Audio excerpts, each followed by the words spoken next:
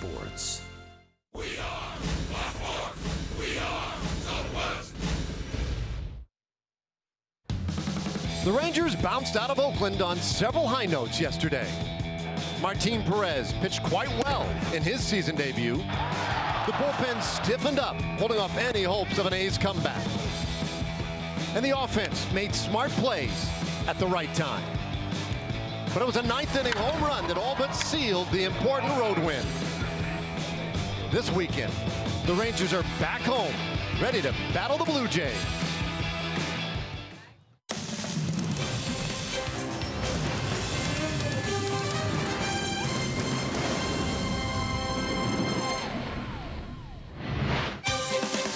The Rangers back home and happy to be back as we get ready to open a three-game series with our friends from the north, the Toronto Blue Jays, in town tonight. But weather already a bit of a concern. You can see temperatures still reasonably warm, lots of humidity. We just got done with a lot of rain here at Globe Life Park. A small delay. We'll get started at about 7:40 for the first pitch as it is currently scheduled. But the good news is we'll keep it here the whole time. Lots still to tell you before we get this one started. And hello again, folks. I am Dave Raymond. Great to be with you tonight. This is the opener against the Blue Jays, and for really the last handful of years, this has been one of the delightful rivalries, not just for the Rangers and the Blue Jays, but really in Major League Baseball. The matchups in the postseason have built it. Go back to 2015. Both these clubs win their divisions and then meet in the division series, and that was a fantastic division series, unfortunately won by the Toronto Blue Jays. Next year in 2016, well, Rangers run away with the American League West, and the Blue Jays get in via the wild card again in the division series, and again Toronto with the win.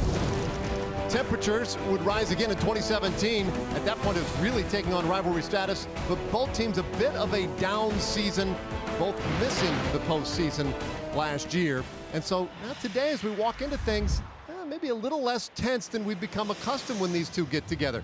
The other thing missing in this series today, though, as we welcome in C.J. Nitkowski, is Jose Bautista. Yeah, it's unfortunate. Jose Bautista right now does not have a job. He's a free agent, and for Ranger fans, that means we miss out on an opportunity to boo Jose Bautista. It's become kind of a pastime these last couple of seasons. You know, he had a good year last year, hit 23 home runs. He's 37 years old, but cannot find a job. Of course, this offseason was a very interesting one for a lot of veterans, similar to Jose Bautista. Right now, doesn't have a job. We'll see whether or not he shows up in the big leagues again. It's funny because it was a conversation point today for John Gibbons in his press meeting. The press asking him, like, hey, do you think we're going to miss Jose Bautista? He said, Jose Bautista's going to miss this today. Sure. He's going to miss the boos here in Arlington because he is without work. Now, this team, though, still has plenty of thump in that lineup. Yeah, they certainly do. And for Josh Donaldson and Justin Smoak, they are a very dangerous combination in that Toronto Blue Jays lineup. Of course, we know about Josh Donaldson. Year in and year out, a perennial MVP candidate. But these two guys now combined 60 home runs last year. They are a legitimate threat for the Rangers to have to deal with. And very interesting with Justin Smoak. Prior to last season, he signed a 2-year deal. A lot of people kind of confused by the 2-year deal, but the Blue Jays saw something that others did not, and he has rewarded them for that contract. Yeah, so the former Ranger back in town trying to do damage against his former ball club. Rangers, of course, want to slow him down, slow Donaldson down, slow this whole lineup down for the Blue Jays. Off to a pretty good start.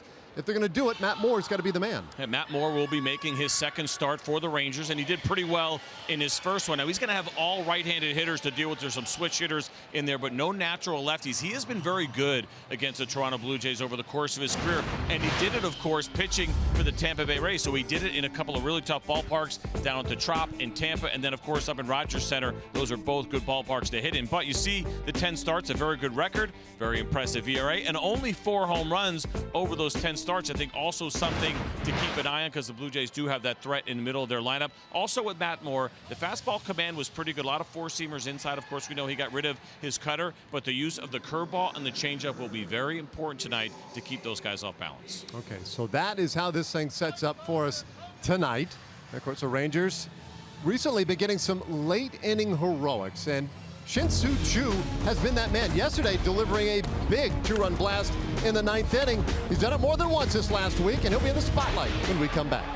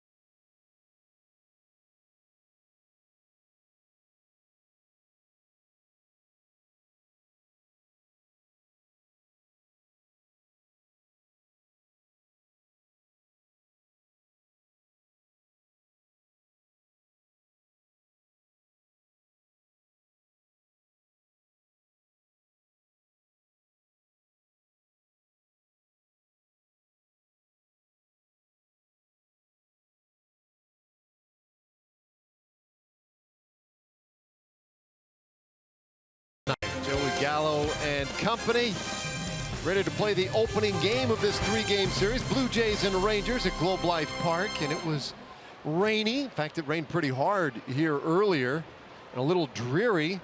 But boy, it has cleared up, and you would never know. What a beautiful night we have here tonight in Arlington. In fact, the temperature's actually gone up a couple of degrees. It's 77 at the moment. Clear skies, and that infield in perfect condition for baseball tonight. They did a great job getting the field ready, and you could hardly tell that it rained here. And you're right, it'd be really nice out right now. And I will tell you this, I don't know how Matt Moore feels about it. I don't know how Estrada feels about it, but this was my favorite weather to pitch in. Right after the rain, still a little bit of humidity in the air, but your body feels pretty good. We'll see how these pitchers feel tonight. Moore takes him out onto the field and gives us a chance to take a quick glance at the Toronto Blue Jays lineup tonight. Toronto, by the way, off to a 4-3 start. They're 2 games back of Boston in the American League East. And Steve Pearce, the choice today to lead things off. Josh Donaldson, Justin Smoke, they've been doing the thump in the middle. Nervous Solarte, the shortstop, batting cleanup. Russell Martin, Kendrys Morales, Kevin Pillar in center field, Randall Grichuk, and Devin Chavez. Chavez had been primarily their leadoff man, but struggling a little bit, so he drops down to the 9 hole. Yeah, all right-handed hitters for Matt Moore tonight. 3 of them are switch hitters. They'll be batting right-handed, so he'll have his work cut out for him in that sense. Let's take a look at the pitch arsenal for Matt Moore. Now, this is last season, so the fastball 51%, curveball at 19, the changeup at 16, and the cutter.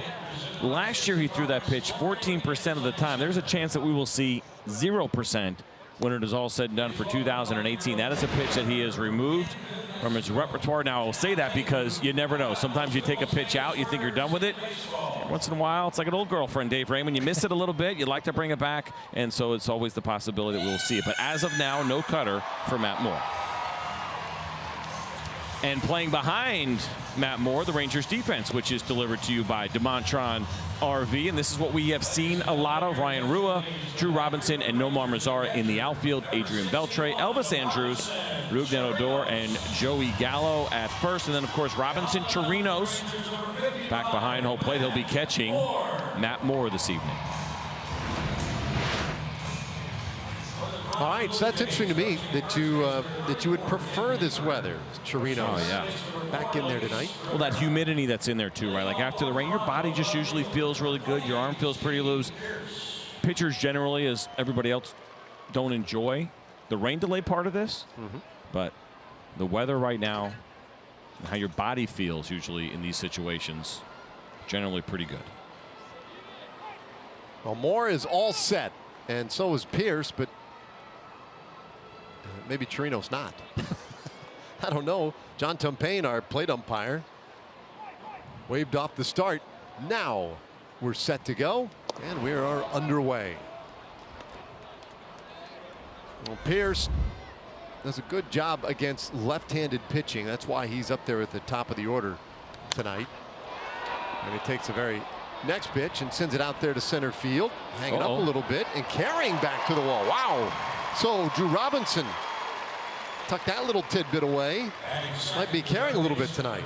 Wow, you see Drew Robinson kind of looking up, and I don't know if this was a sight issue for him or if that ball just carried a little bit. Now, we've talked about this in the past. You get this kind of time of night, sky starts to get a little bit dark at dusk, and sometimes can be difficult to pick up the baseball, or that one just carried a little bit more than expected.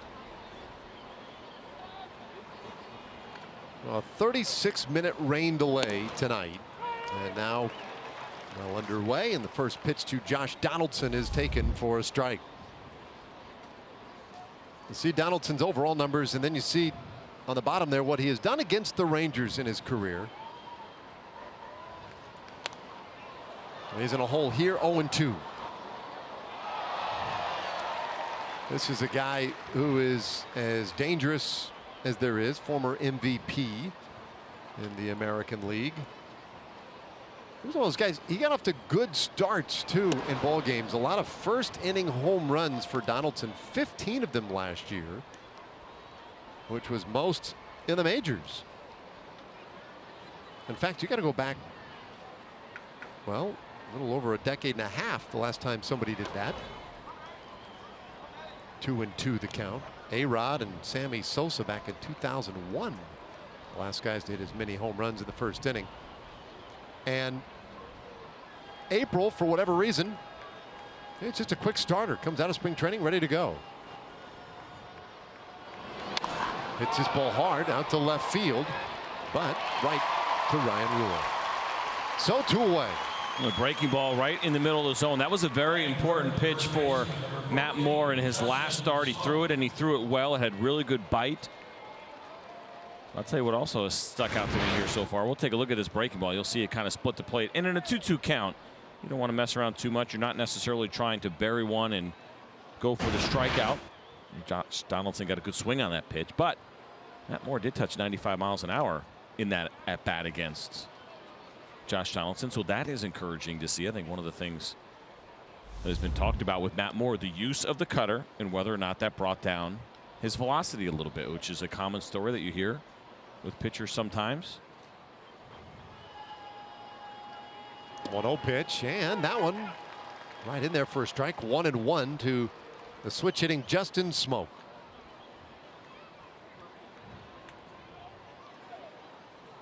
Smoak had an enormous breakthrough year last year for the Blue Jays, and he's off to a very good start here in 2018. In fact, Smoak was the player of the week.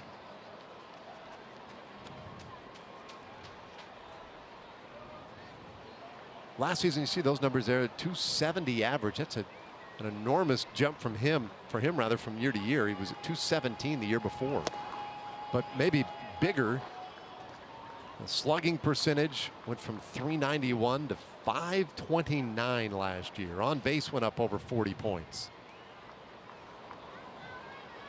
2-2 for Moore. Just missed the outside corner. Ooh, very good pitch.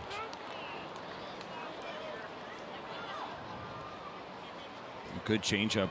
Matt Moore, as he's going right at the corner, trying to get Justin Smoak to chase, but no luck. And there's ball 4, so Smoak takes the walk.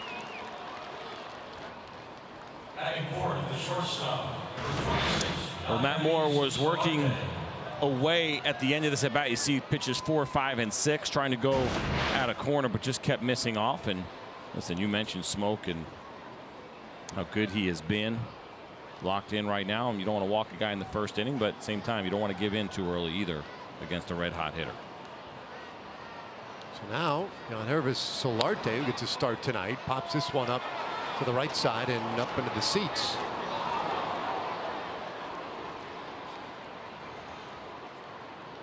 Solarte, the shortstop, batting cleanup tonight. It's been a few days since he has been in there. He has appeared in 5 games, but coming off a real good year last year.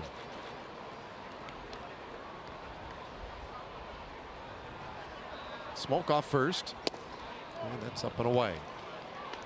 Now, what we saw Matt Moore do in his last start at times, which I thought was really good, is he had really good command of his fastball inside to right-handed hitters. And then, of course, we say that opens up the outside part of the plate. So far, we're seeing him miss away a little bit on some of that off speed. See Robinson Chirinos giving that good low target down and away. But in order, I think, to get those chases that he's looking for with those ones that are just missing, he will have to establish that fastball in. See that no walks in those 4 innings of work. Now, the pitch count is what got him. 85 pitches through those 4 innings. And listen, it was against the Houston Astros, good as a lineup as you're going to see in the game, and they made him work, but he did a great job of not giving in and walking anybody. Outside, it's 2-2 on Solarte. Solarte, I wouldn't say sharing time. Aledmus Diaz, pretty much the everyday shortstop. No Troy Tulowitzki, hurt again. Unbelievable. He had surgery on April 2nd to remove bone spurs on both of his heels. 2-2 pitch.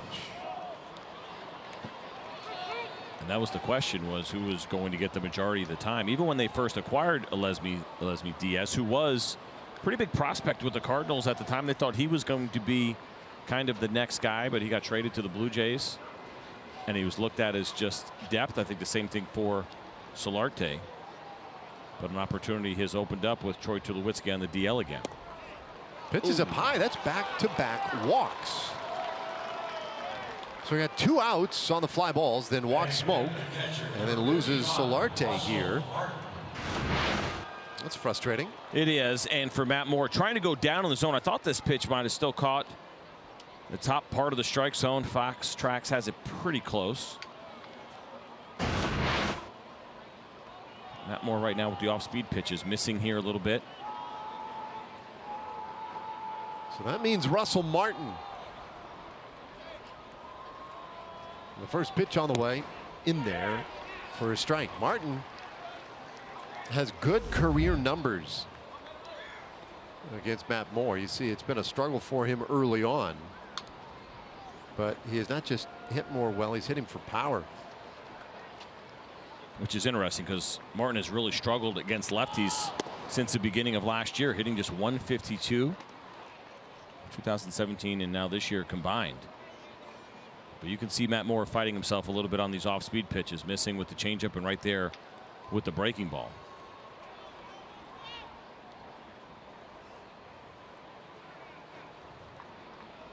Two men aboard for the Blue Jays.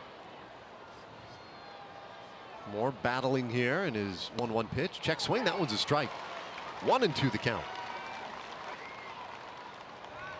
Well, Martin, a very patient hitter. In fact, among catchers, maybe the most patient. Last year had 47 walks. And since joining the Blue Jays in 2015, only Yasmani Grandal has more walks as a catcher. Pitch on the way. Inside, that one got him. Well, they're loaded up. So back-to-back walks and a hit batter. And Moore kind of fighting himself a little bit here. He certainly is, and I think we're really seeing it again on the off-speed pitches. That was a breaking ball, and we had seen these pitches hanging a little bit, staying up in the zone, and he tried to pull this one and make an adjustment, and he ended up pulling it too far. As you'll see it catch the back leg there, right leg, it looks like, of Russell Martin. Right there, catches him in the foot. So yeah, Matt Moore trying to figure out that release point on his breaking pitches right now, looking for some consistency after getting 2 outs and now all of a sudden facing a bases loaded situation. You can see the wind swirling a little bit on the infield.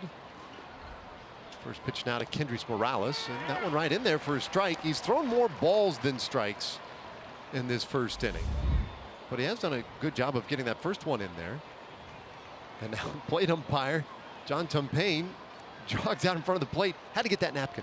Well, there's a few more out there. Yeah, he kept pretty busy for a while.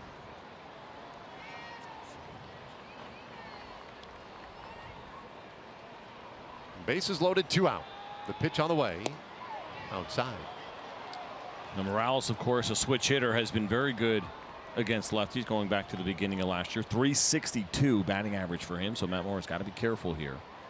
And that first pitch changeup was a strike, but it did cut back a little bit. It'd be a dangerous pitch if he can't keep it on the corner. 1-1. And lifted high in the air, center field, but not going to carry. And Robinson, again, had to backpedal at the end of that one, but hauls it in, and the inning is done. Moore gets himself into a big jam, but gets out of it here with the first.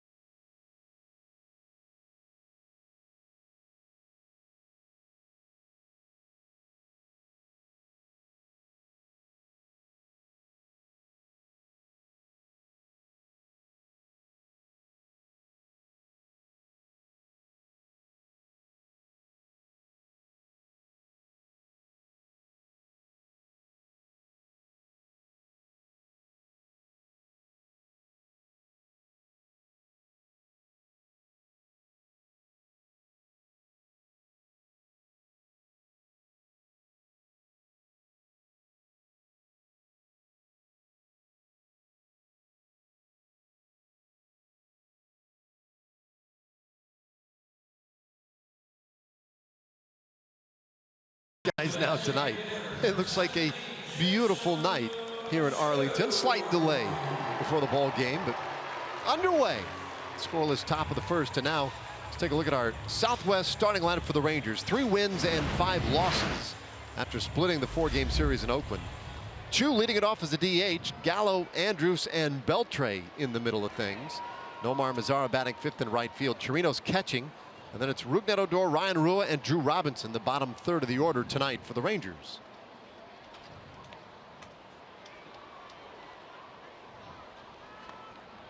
Well, Choo, it's been a nice start for him. 1 for 5 yesterday. Had the big 2-run homer in the 9th inning. And he takes a strike from Marco Estrada.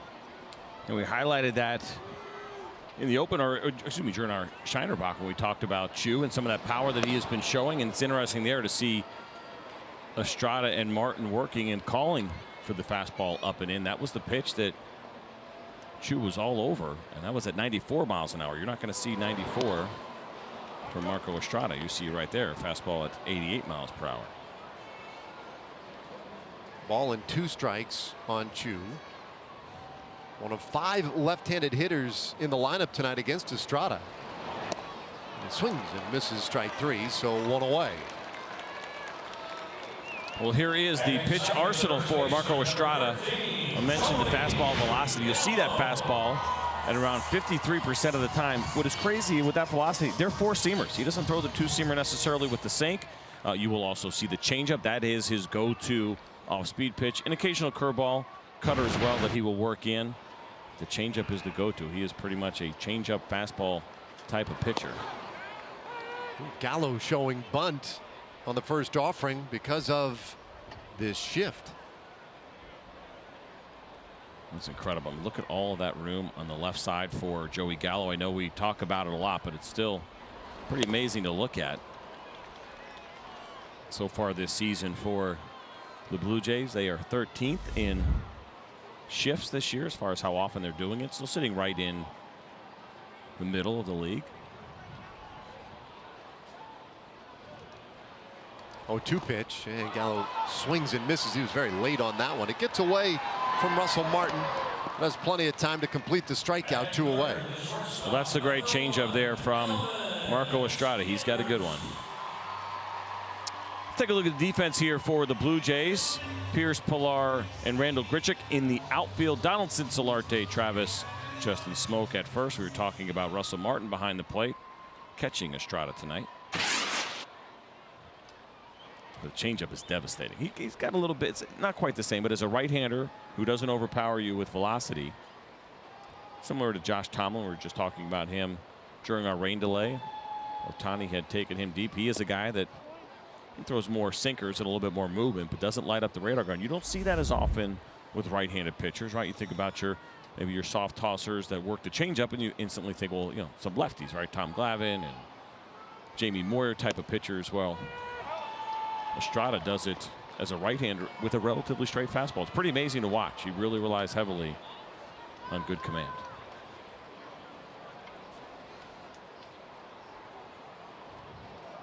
A 1-1 to Andrus, and a swing and a miss.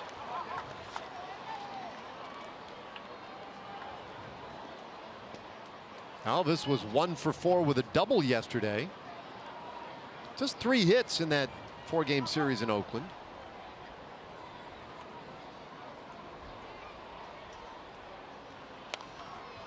Fouls that one away, but it's still been a very good start for Andrus. 333 average to begin the year. Here's some splits for Marco Estrada going back to the beginning of last season. Now this is OPS. Righties been significantly better against Estrada, and again, you know, those backward splits, what do they tell you? It's because of the great changeup that he's able to dominate lefties, keep them in the ballpark. He let up 31 home runs last year. They were about split, but the numbers, batting average, OPS, much better against lefties. Donaldson with a snare over at third and able to hop up and get Elvis Andrus to complete a 1-2-3 bottom of the first inning. We've played 1 so far tonight.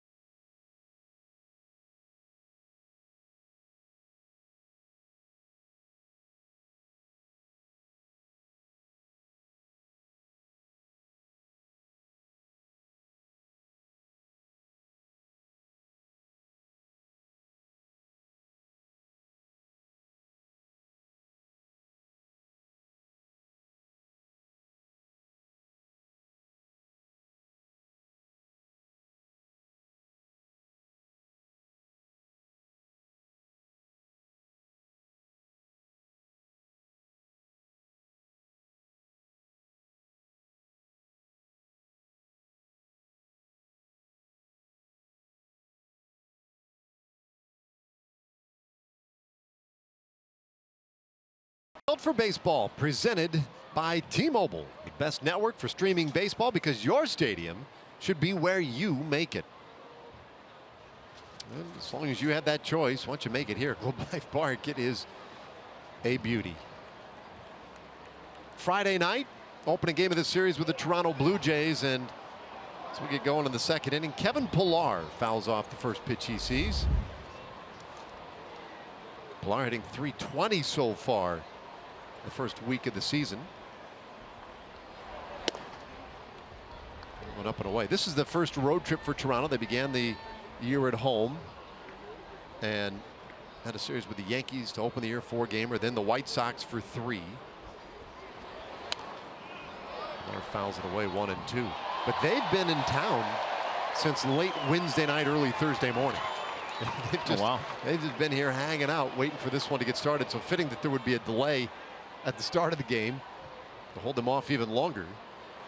1-2 pitch and a swing and a miss, strike 3. So Pillar, the first strikeout victim tonight for Matt Moore.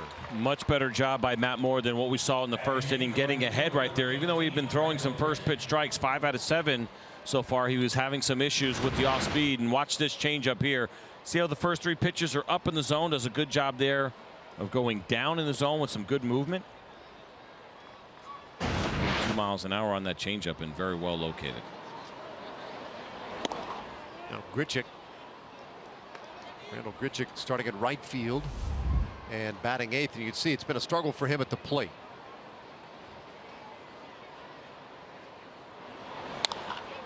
And he'll pop this one up back of first base, heading foul, and that one out of play. Oh, man, looked like he was in position to make that play.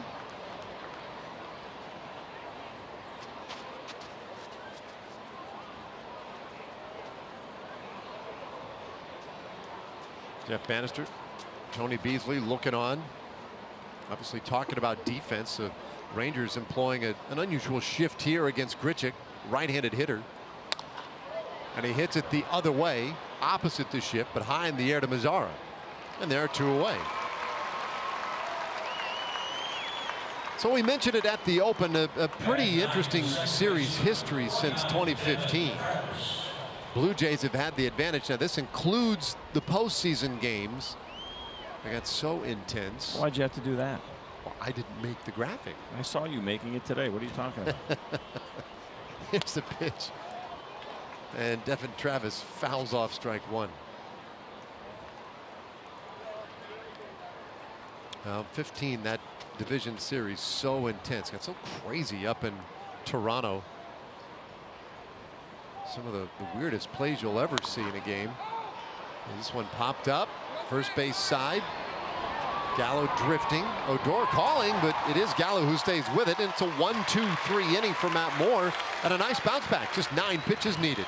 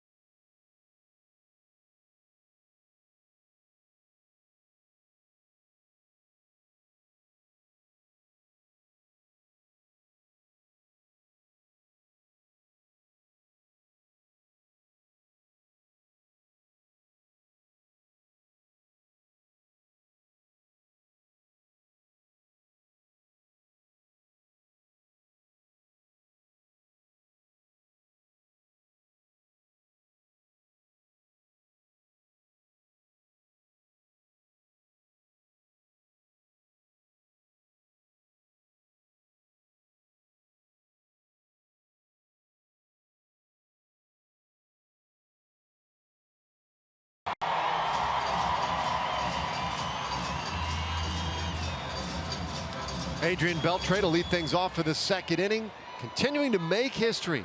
Once again yesterday in Oakland. Great swing of Adrian Beltre as it's that big base hit. Well, Beltre yesterday 2 more hits put him firmly past Rod Carew on the all-time hit list and tied him with Rickey Henderson at Rickey Henderson Field last night. In front of Rickey Henderson, who was there. Amazing. That was awesome. There you go. You see the list, 24th now with Rickey. And just 5 short of Craig Biggio. He'll take a strike, and it is 1-1. Now we expect Adrian to pass Craig Biggio before we get to Houston. But say he were to do it when we were there. They put it up on the big board? Yeah. Got to, right? I think he'll get there before we arrive. Of course, we have these 3 games with the Blue Jays, 3 more with the Angels, and then it's off to Houston a week from today. He might do it tonight. 2-2. It was fun yesterday after the ball game as we were headed out to the bus. First guy we saw was Adrian leaving the clubhouse, all smiles.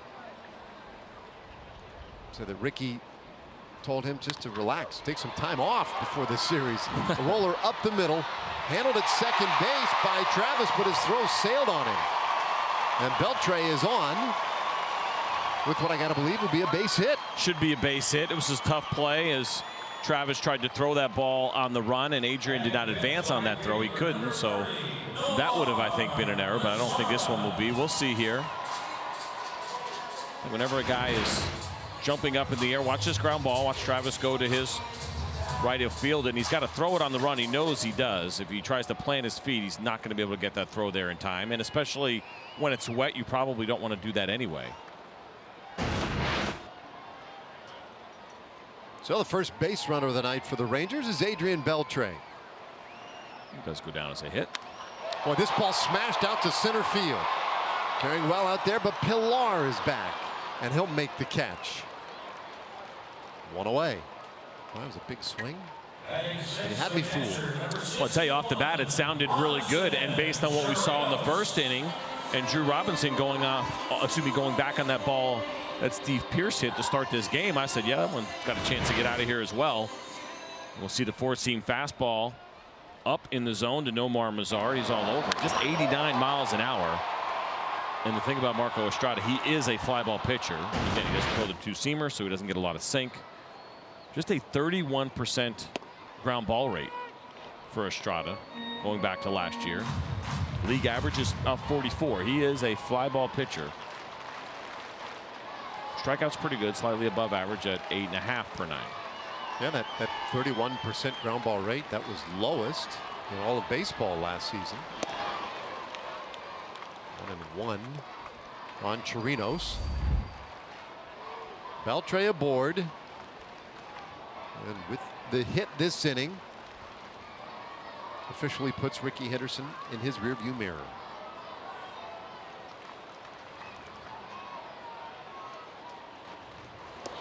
Just another Hall of Famer left in the wake of Adrian Beltre and his march to the Hall of Fame. And boy, what a delight it has been to watch. Man, last year was so much fun as he marched down 3,000 hits.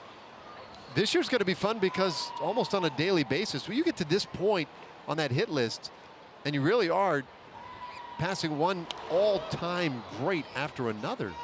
A lot of black and white photos in there with Adrian's recent accomplishments. And to get you thinking too. You know, I mean, listen, we are seeing greatness. This is a Hall of Fame, first ballot Hall of Fame player, without a doubt, in my opinion. And I think a lot of people agree with that. How often are we going to see this? You know, next generations going forward, careers are getting a little bit shorter. You know, guys are going harder, training harder, and teams are not as interested in older players as they once were. Now, Adrian Beltre is playing at an MVP level. He has been, as he's in his upper 30s these last couple of seasons, which has been amazing. But we talked about Jose Bautista in our open. Still a good player. Hit 23 home runs last year, 20 plus the year before that. No job for him this year at what, 36, 37 years old. So the point there is, you know, will these guys, will Mike Trout and Bryce Harper play to their upper 30s and have a chance at knocking guys like Adrian down the list at some point. Yeah, plus I think with the additional specialization both sides, you know, anymore, you look at the guys on the list, let's just say ahead of Adrian Beltre, they spent most of their careers facing 1 to maybe 3 pitchers a game. You know, it's common to see 6 or 7 pitchers in a game in today's age, and it's just harder. I mean, every hitter's going to tell you, and they're not biased, it's a fact, it is harder today, no doubt, to get hits. I mean, when you're talking about starters coming out and not allowed to face lineups for the 3rd time around, instead you're bringing a 95-mile-an-hour arm out of the bullpen. Yeah, it makes it harder. But one more thing at you, the shifts, those don't help. Was a little pop-up back of short, and Chirinos retired 2 away. That challenge is real, and I think that gives us all the more reasons to really appreciate what we get to see firsthand in Adrian Beltre and what will happen going forward. Who will have the greatest chance of getting into the category that he is in right now and all these greats that he is passing. Love watching that little sequence right there with Smoke, former teammates. Big smile on Smoke's face.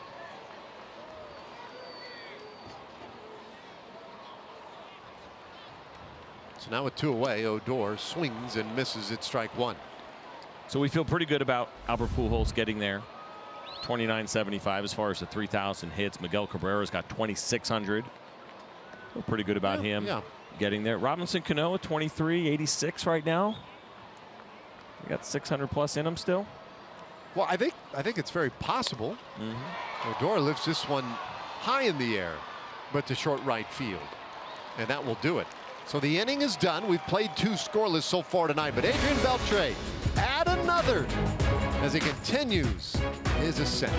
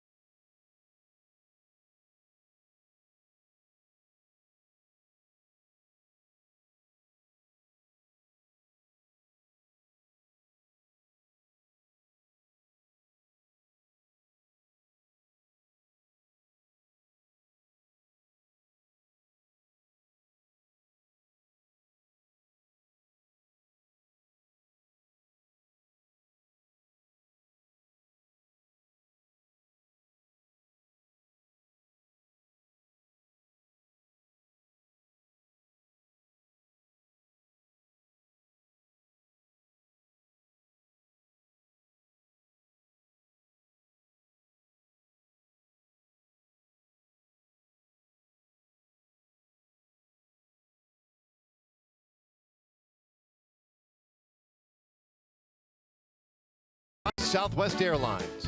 Low fares, no hidden fees. That's transparency. And by GMC. Visit your local GMC dealer today. The splendor of Globe Life Park from the outside and the view inside. Top of the order, Steve Pearce, and he takes a fastball for a strike to get us going here in the 3rd inning. The Pearce, view of Donaldson, me? Smoke. The Not view you. of me inside this No. booth? Oh. Are Inside you sure? this building. That's the view right there. Oh. The game. 0-2.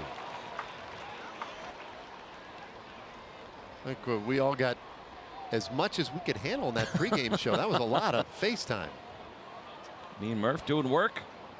John Radigan, while you ate multiple slices of pizza. Just doing my job. 1-2 to Pearce, who flat out in the 1st inning. He's 0 for 1.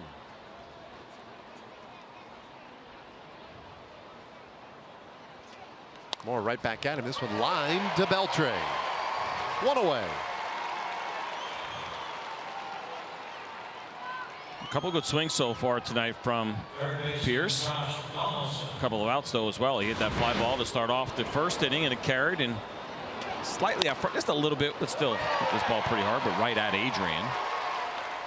Matt Moore will take that. Well, how many times do you see it? The guy who moved into 24th place all time on the hit list always comes out and makes the first play defensively. 22, 23 times I think we've seen it.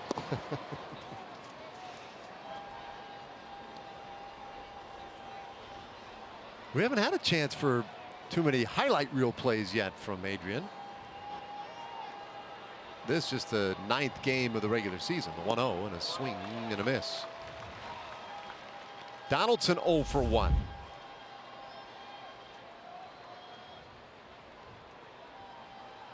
So the Blue Jays came into play today, game over 500, 4 wins, 3 losses. They've been swinging the bat very well as a group. And I just wonder, CJ, you know, like this early in the season, you know, off days are coveted at various points of the season. Not necessarily in the first week, but you'll take them.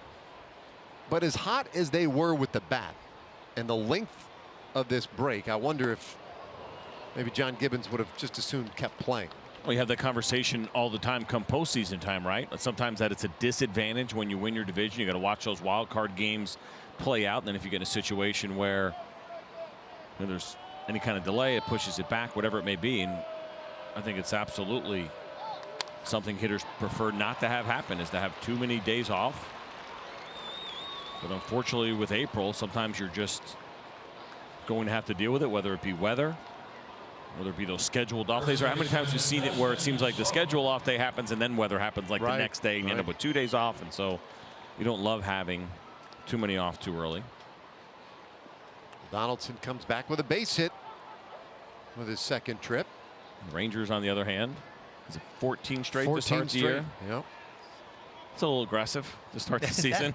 That's unusual. Normally there's an off day or two baked in there because, you know, you want to make sure in case of weather, whatever, you got a makeup date. Ground ball left side, just beyond Beltre and into left field. That's a base hit. Smoke is aboard. Donaldson stops at second. We saw Steve Pierce line out some luck right at Adrian Beltre. This is some bad luck because Matt Moore did a good job of getting Justin Smoke to hit the top half of the ball. He's unfortunately hit it right in the hole and just out of the reach of Adrian Beltre.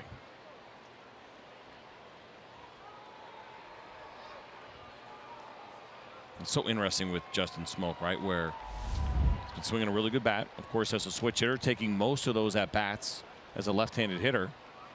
His numbers against lefties as a right-handed hitter are absurd, going back to last year, hitting .338. You expect that to kind of be the other way around for a guy who has been so good the last couple of seasons. Solarte takes the ball. Solarte walked in the third inning, and Moore could really use a ground ball here. 1 out, 2 men aboard. Yeah, hasn't gotten one yet tonight. We saw the ground ball base hit, but no ground balls for outs just yet. 12 ground ball double plays a year ago.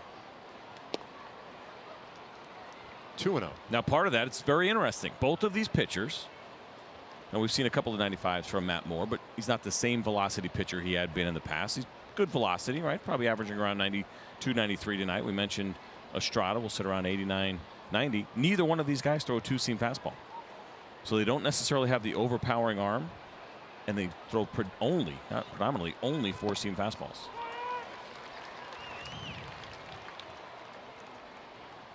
All right, now we're in business here. Since the start of 2017, Solarte is hitting to more ground ball double plays than anybody else. Well, and he should be comfortable doing it right here. The 2-1 is low. Ball 3. The question becomes for Matt Moore, what is his best pitch to generate that ground ball? Because he throws the straight 4-seam fastball, not always your best ground ball pitch unless you get the hitter out front a little bit and get him to swing over the top of the ball. The changeup might be better for him, a harder, firmer changeup, which should have some run, arm side run. Could be a good ground ball pitch for him. Boy, very high, and he draws his second walk. So Solarte's been a tough at bat so far tonight for Matt Moore. Bases are loaded again here in the third inning. It really did look like after that first inning, we saw Matt Moore bounce back, have a really clean second inning, looked really sharp against Pilar when he struck him out. Got Grichuk and Chavez out and had a nice clean 1-2-3 inning.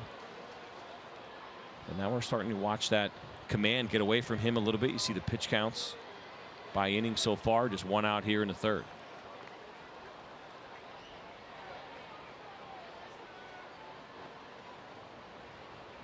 Russell Martin, he was hit by a pitch in the first.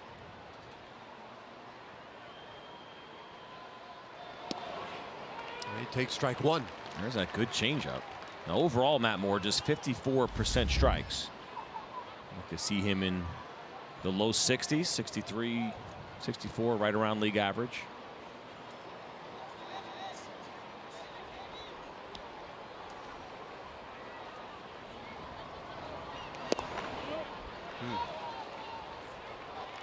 Near miss, 1-1.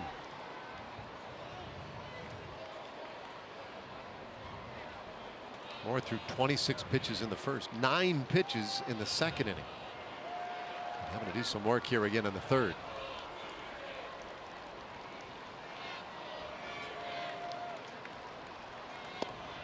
That one is inside. 2-1.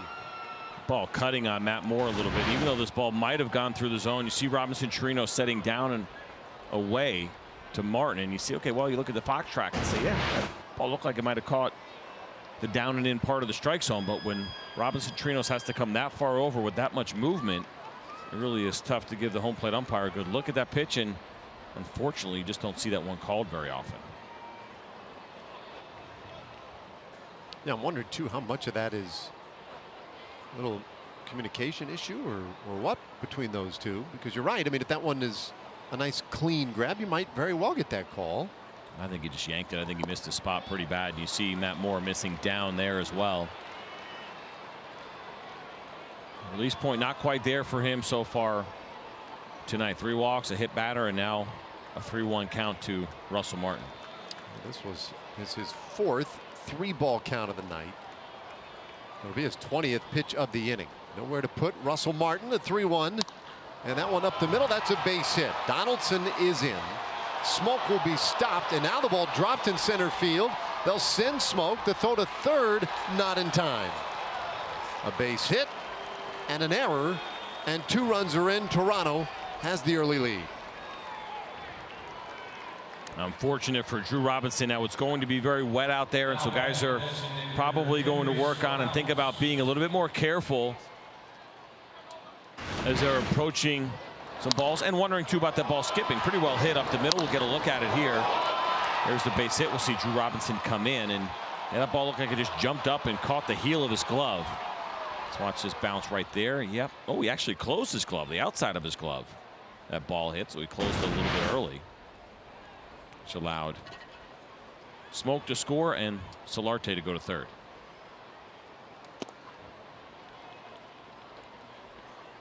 So now Kendrys Morales. And a quick mound visit.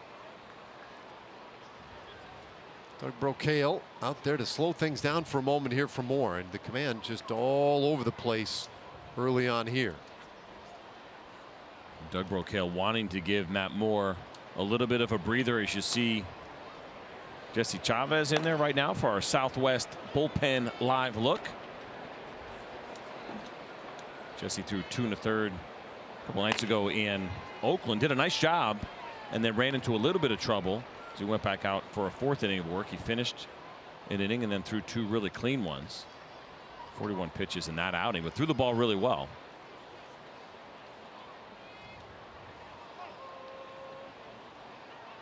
All right, the visit done.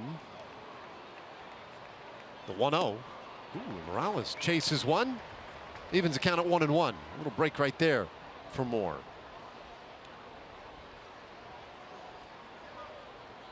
Two runs across in the inning. Solarte at third, Martin at first base.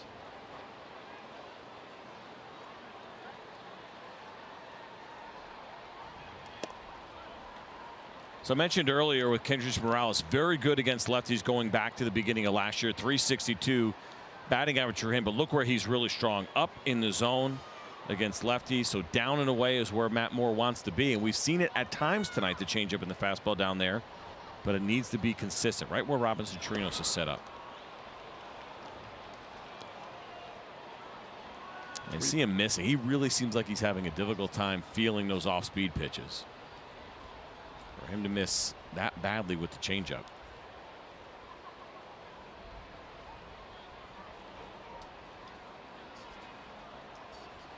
Three one.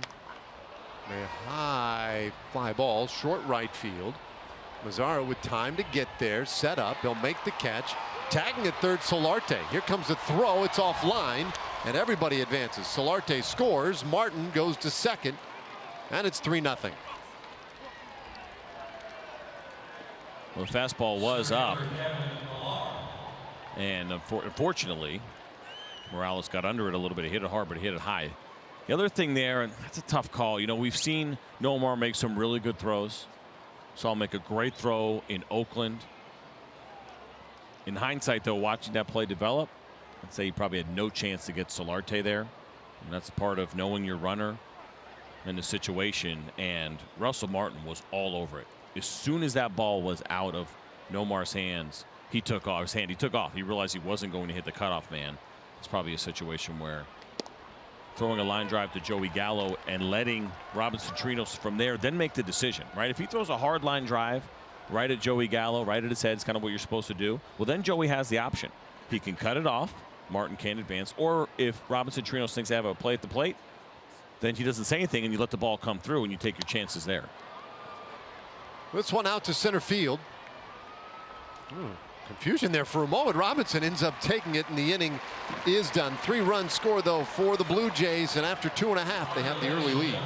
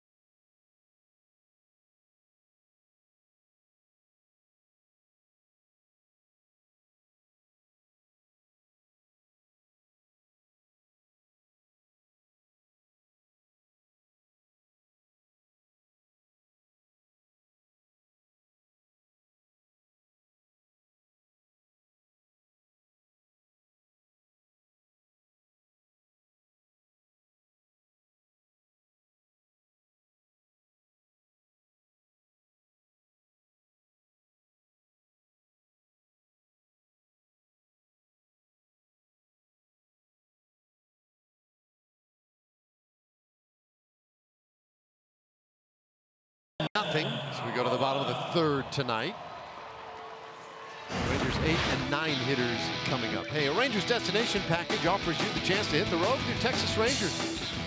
Includes first-class hotel accommodations, a meet and greet with a Rangers player, a VIP ballpark tour, and a whole lot more. Come on out to Seattle, May 29th through 31st. Get your Rangers and Mariners at Safeco Field. You can book your trip at texasrangers.com/destinations. Very cool trips, a lot of fun. Encourage you to look into it. If that's the type of thing that would work for you. Here is Ryan Rua. And he'll take one off the plate for a ball.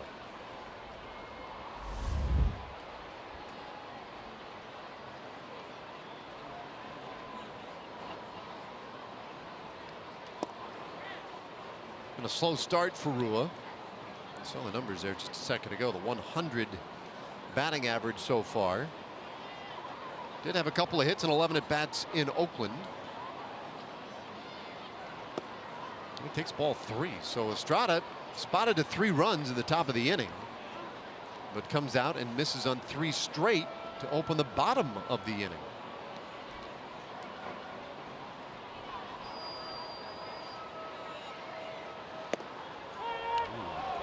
A gift call there, 3-1 to Rua. The bottom third of the order for the Rangers. And this is where, especially with the loss of Delano to Shields, we've seen a big shift. Bottom third of the order has not been very productive.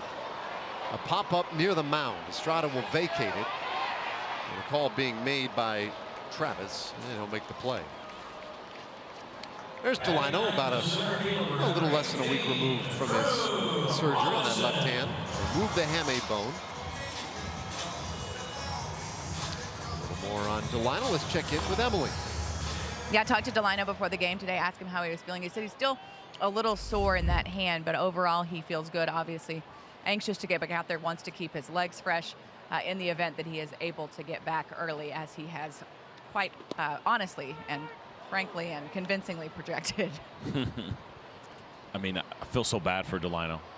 He's got to be miserable. He got to be so excited about this year and what could have been, knowing he was going to be the guy. And that's why I think he's talking as boldly as he is, because he wants to be back early, and maybe taking a page out of Martin Perez's book a little bit, because Martin got hurt this offseason. Of course, his right elbow, non-throwing arm, and we all thought he was going to miss a month. That was the early word. He said, no, I'm going to be back like right away. I'll be ready on time.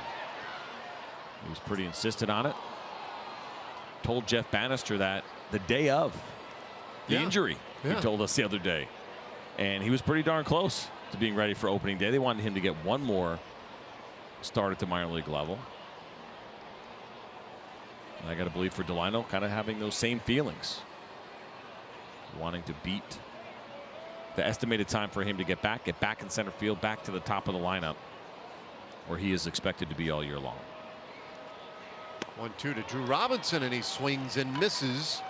Third strikeout tonight for Marco Estrada. This is how it happened last Friday. Delano to Shields on a swing right there. Doesn't look like anything big, but he felt something in his hand. He said it went numb, and he had a bad feeling immediately. Told me there was no way though he was going to come out of that ball game. Ended up scoring that inning. A big run. Head first slide with the left hand, touching the plate. Which, when I saw that, I thought, he's fine, he's okay. But obviously not the case.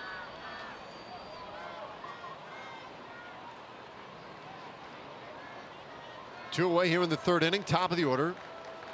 Shin-Soo Choo getting his second look at Estrada. And it's 1-1.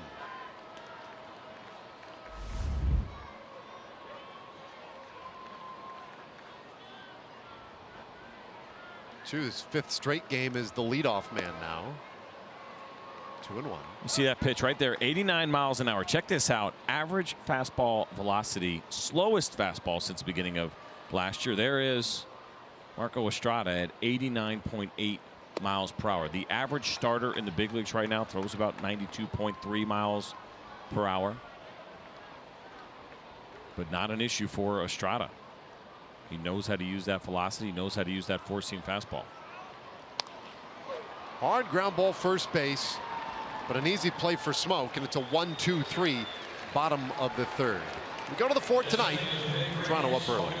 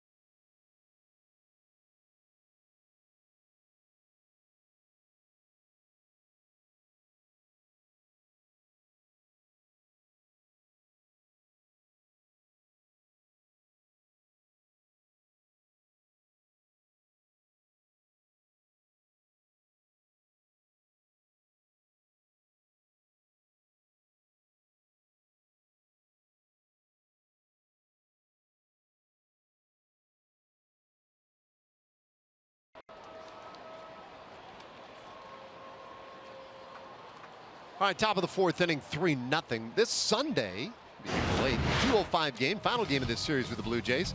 First 7,500 fans, 13 and under, get a Rangers pocket tee, courtesy of Dasani. Get your tickets at TexasRangers.com.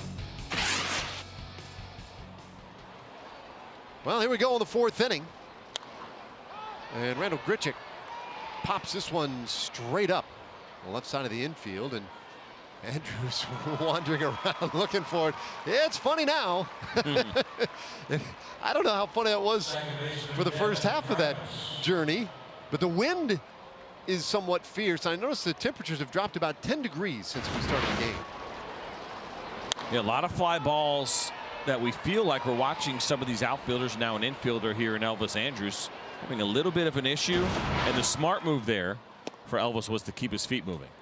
Right? You make no assumptions in a situation like this. Not that it's exceptionally windy, but it does seem like there's some issues with some pop-ups tonight. One of the worst things that you can do is let your feet get locked in and stop moving them, and then you find yourself reaching over. Oh, that one just fair by Devin Travis. And he'll cruise to second base with a one-out double.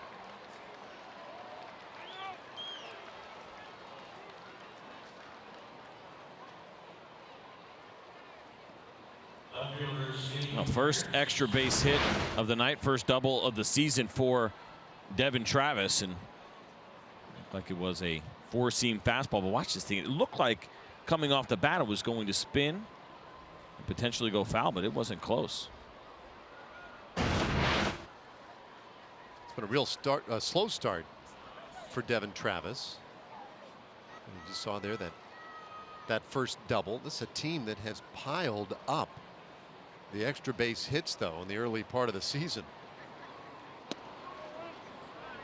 was up and away. Ball one to Steve Pearce. So that was the 29th extra base hit of the year for the Blue Jays, most in Major League Baseball.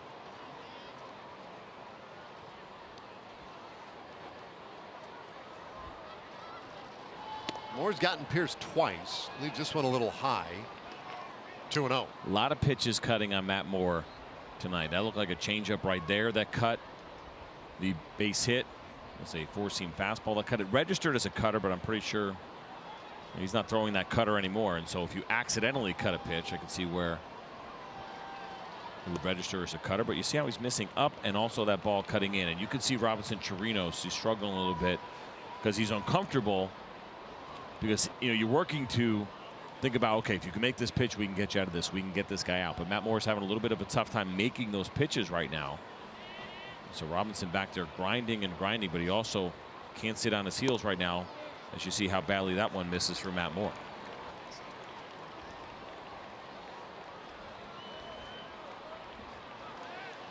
So another walk. And another look at Jesse Chavez warming up, and Moore might be nearing the end of his night tonight. Josh Donaldson coming up now. 4 walks for Matt Moore. 9 flyouts. No ground ball outs. Yeah, this will be his 70th pitch already. Donaldson 1 for 2.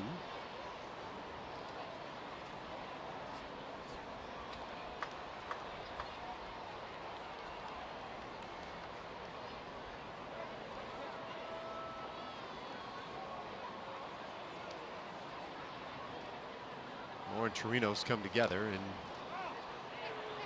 fouled off for strike 1.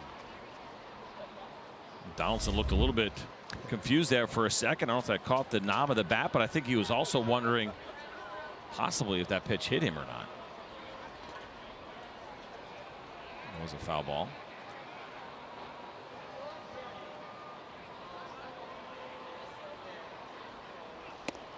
Ooh, a high strike. The count 0-2.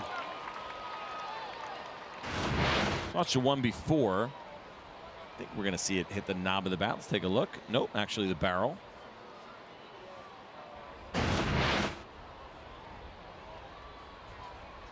Makes the reaction a little bit stranger. Right? His reaction told me it probably hit him where the ball hit the knob of the bat, but it didn't. Checks his swing. Donaldson, one of many pending free agents for this team going into next offseason, or this offseason, I guess I should say, which makes their team very interesting to me. You and I talked about it just a week or so ago. What happens here with the Blue Jays if they find a way to hang in there and compete and contend? Well, they probably stay together. But they have a lot of free agents. Estrada is one. Happ, Pierce, Donaldson, a couple of relievers, and Clippard and Axford. Smoke's got a team option that will get picked up for sure. This one lined out to right field. Base hit for Donaldson. Travis around third. He'll score. Pierce goes to third. Donaldson drives in the run, and it is 4-0 Toronto. Yeah, that looks like it may be it. Here is Jeff Bannister. And this walk will have a purpose. Moore just couldn't quite find it tonight. So he is done. Jesse Chavez will be coming on in a 4-0 game.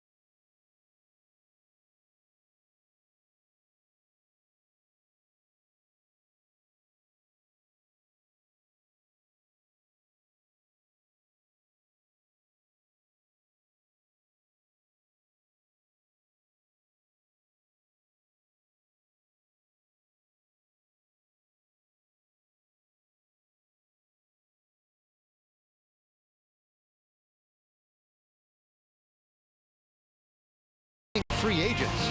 Manny Machado with a 2-run homer today at Yankee Stadium, part of a 5-2 Orioles win.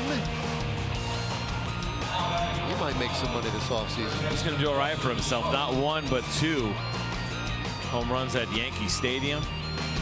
It's going to be a fascinating free agent class. You know, the comparisons for Manny Machado, who's 25 years old. I mean, so he'll be 26 next season, which obviously really works to his advantage, compared to Josh Donaldson, who is older at 32 years old, significantly older. Really does make that interesting as we see Jesse Chavez now on for the Rangers in to face Justin Smoke.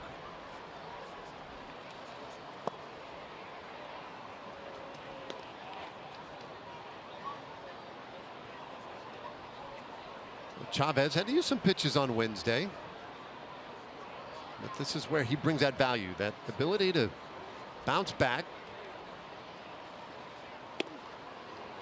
2-0. And by the way, let me correct something. I was looking at the wrong date on my MLB.com. For what? App. The Orioles and Yankees. That game is in the 8th inning.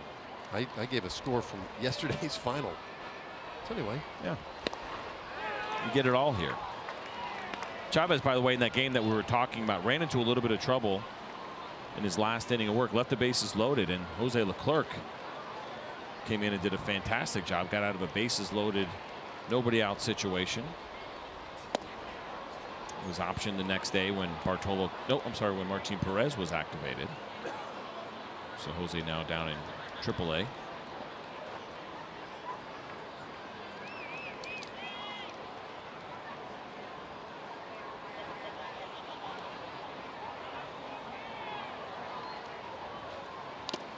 Oh, foul tip, and that one hurt. Poor Robinson Chirinos. He had the wrist issue when we were in Oakland. Of course, we know this is a hazard of catching. We're actually having this conversation with Jeff Bannister today in the manager's office, and it's just one of those things for him, even as a former catcher. It comes with the territory. It doesn't make it any easier to watch as you see that ball foul tipped and catching Robinson in his left shoulder. We're down there today talking to him about the injury, and they said, yeah, you know, it's the foul tips, it's the collisions at the plate, it's all of it. This one lifted out to left center field. Rua closes in on it. 2 away, tagging at third Pierce, and it's a 5-0 Toronto lead. We'll check in again with Emily Jones. Yeah, in talking to Robinson after that game, he did not feel it was an issue, does not feel it's an issue today. He says it's just a non-story. He really downplayed it, didn't want to make too much of it. But as you were talking about, he's got, you know, a history of some injuries back there behind the plate, as a lot of catchers do. And so you do worry when they do take on balls or bats or collisions at the plate. And hopefully Robinson can stay healthy. It's a special breed of player that wants to put that gear on. I mean, you have to want to do it, of course, to be really good at it. The idea of putting all that gear on, getting behind the plate at the big league level, seeing these high velocities, which makes those foul tips even more of an issue, I think, especially as we see pitchers climb up in the zone a little bit more with four-seam fastballs and hitters just getting under them, fouling them straight back. Talking to Jeff Bannister about it today too, and you know, Banny went through some excruciating injuries when he was in college, and he promised his mom that he would never catch again. He said, I just tried third base, I tried first base, I did everything I could. He said, Put him in the at some outfield, point, right? he was like, I can't do this anymore. I got to catch. It's in your blood. There's really not much you can do about it. You get it. You know that you're in for a beating, but it's just what you do. I loved how he described it too. He goes, you know, just wasn't working. The impression I got is that he was struggling maybe a little bit defensively in those other positions, and went to his college coach and said, you know, I got to get back behind the plate. He said it was a series against the University of Houston, and he said, well, you know, what about what you told your mom? He said, yeah, I know, but the heart wants what the heart wants, and you go where your strength is. And like I said, just a pretty special breed of player, whether it's baseball or softball, getting behind the plate. There's ball 4, and Solarte draws the walk. So this was Wednesday in Oakland, and it didn't look like much when it happened live. No, Joey Gallo bobbled that ball a little bit, tried to hurry the throw, and so it was a high throw up the line, and you see Robinson putting the tag on, or tried to put it on Chapman. It just kind of caught his wrist in a weird way. The glove went back a little bit, and we took the next day off. Juan Centeno filled in, did a really nice job. Robinson right back out there. Now Russell Martin. Keep an eye on, you know, after that foul tip, and then of course what happened a couple of nights ago, and hopefully the Rangers can get this game a little bit closer. But if they can't, this could be one of those times where Juan Centeno maybe comes in a little bit earlier and gives Robinson last couple of innings off. Hopefully not. Could be one of those spots. 5-0 score. Toronto has had 11 base runners already in this one. We're working in the 4th. Chirinos, when it comes to what you're talking about, I mean, he missed all of 2012 with a concussion that he sustained in spring training. That was prior to becoming a Ranger, but you're talking about a guy who missed a full season of big league time, coming back from a concussion, and then first thing you want to do, strap it back on. Really is amazing.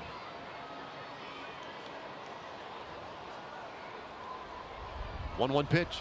And not only all of that, right, and wanting to do it and having to take those foul tips and the collisions, and I know they're not as bad as they used to be, but all of it, you get beat up back there, and then you also got to play psychologist and parent to pitchers on the mound. Like, we talk about just asking for headaches. Part of being a pitcher, excuse me, a catcher. Pop up foul ground. Beltre is over there, but he can't get to it. You're thinking about game planning, how you want to work a hitter. Then you have to do that based on how your pitcher is looking that night. It's one thing when you could say, Matt Moore's a good example tonight, right? We say, okay, well, we know this is what he does well when he's on. changeup, breaking ball, fastball in. But when he's off, right, he's struggling with command. Well, part of the catcher's job is finding what will work for him, what will get him back on track, and you try to reconcile that with the scouting report as well. I mean, I get tired just saying it, you know, and the idea of actually having to do it and then go out there and, you know, talk to your pitcher and calm him down and try to figure out what it is. And then a guy hits a foul tip off of you, or he gets you with the backswing of the bat. Don't put the equipment on. That's my advice to those little kids, man. You know, but some are just built to do it. Saw one of the greatest ones to ever do it right here in Texas. Yeah, no doubt about that. Of course, the man at the plate, Russell Martin. He's done it in his career. 2-2. And that just missed.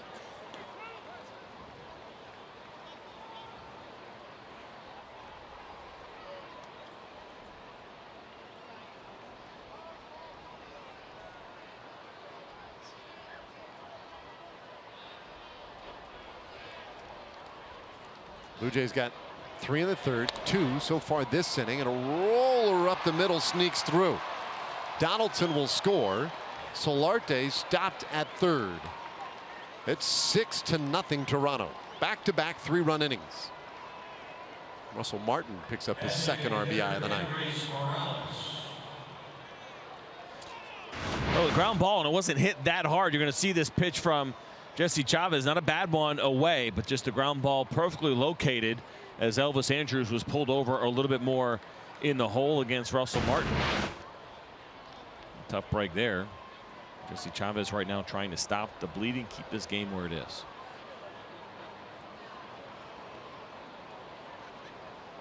So now Kendrys Morales.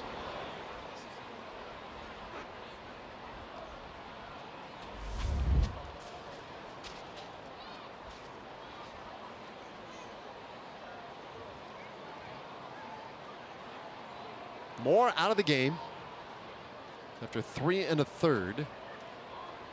All the runs that have scored this inning charged to his line in the 1-0. Good pitch. Torinos couldn't quite save that for him. Tried to coax that into the strike zone.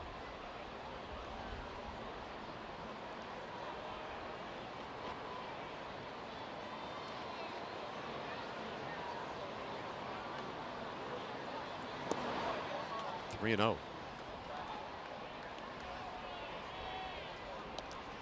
Last thing on Chirinos, I caught him earlier today before all the talk of the injury. I wanted an update on his sister. You might remember the story came out at the end of spring training. His sister Rosemary, who was held at gunpoint in Venezuela seeking political asylum here in the United States, and had a meeting with immigration services on opening day. Well, it got delayed. It's been pushed back to later this month, so she continues to wait in limbo. Just another thing on his plate these days, as he's really doing his best to get all of his family and everybody safe here in the United States. And right before the start of the season, he had a child. Had a baby. I mean, it's so he's probably getting a lot of sleep. I mean, it's just, it really is incredible. And he's, you know, the thing about it too is he is such a nice guy, such a likable guy, such a humble guy. You can't help but pull for him. You loved watching what he did a year ago and the offensive contributions that he made to this club, and really always kind of sitting there as the background guy, right, as a backup catcher, and really stepped in very nicely last year. Jonathan Lucroy struggled and then was ultimately traded to the Colorado Rockies. And anybody that's listened to Robinson Chirinos talk for 5 minutes, you're instantly a fan.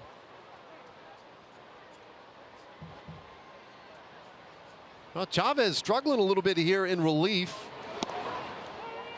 Kevin Pillar, the 9th hitter of the inning. 3 runs are in. 3 runners out there at the moment. Had been 0 for 2. Had been a pretty good run. The Rangers relievers threw really well in Oakland.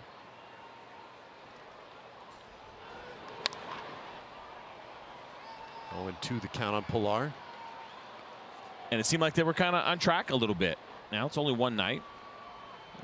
Things off a little bit, but look at this bullpen and what they did against the Astros, and we know they got a good lineup and how tough they can be. But just 3 earned runs allowed in the 4 games in Oakland as they took on 14 innings. They did a very nice job in Oakland Coliseum. 1-2 on Pilar.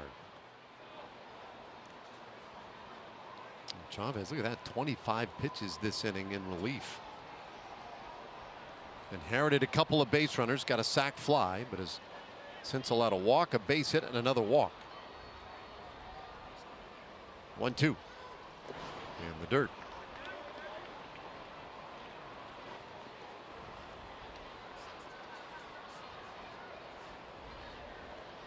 Pilar has struck out and flied out tonight, 0 for 2.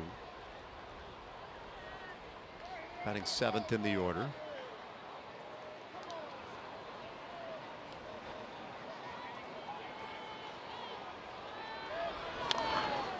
Chops one to third. Beltre will have it, will wait and put the tag on Russell Martin, and that ends the inning at long last. Toronto winning the time of possession battle so far tonight. They're up 6-0.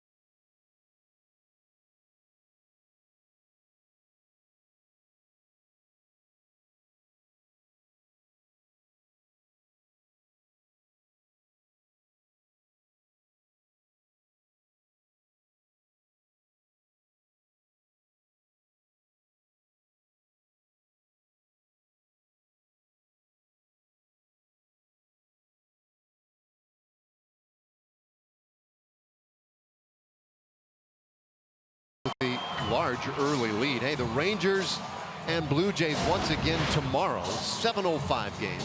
First 15,000 fans to the ballpark get an Elvis Andrus bobblehead, courtesy of Dr. Pepper and Brookshire's. Go to TexasRangers.com or call 972-RANGERS. Or you just be like me and have one now. What? How did you get one already? Pretty special around here, big time. I said I wanted one, they got it to me. I said I need one of these. These are cool. They're getting better and better. The creativity, but of course Elvis, as we know, and he is doing the proper swipe. Are you sure? Bobblehead. I think. 2 fingers. Look the way this bobblehead looks like he just went across. Could be going that way though. Backward though. Could be. 0-2 on Joey Gallo. Gallo, Andrus, and Adrian Beltre in this 4th inning. Rangers with 1 hit, an infield hit from Beltre. That was in the 2nd. And this one off the end of the bat, foul.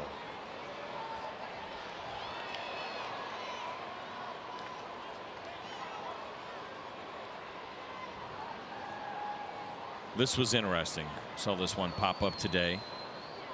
No team has been shifted against more than the Texas Rangers. Nearly 37% of their plate appearances. Now,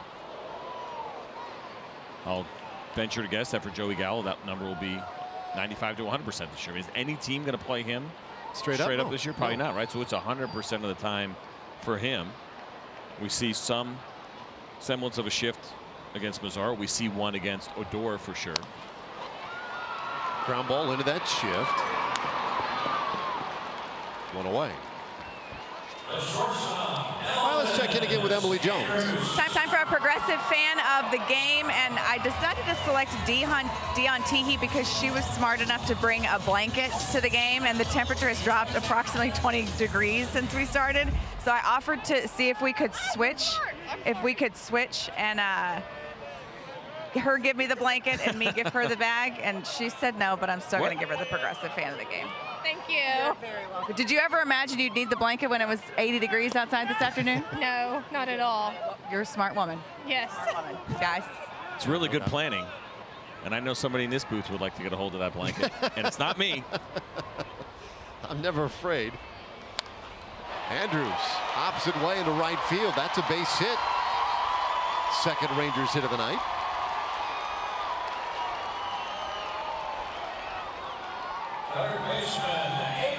And it brings up Adrian Beltre.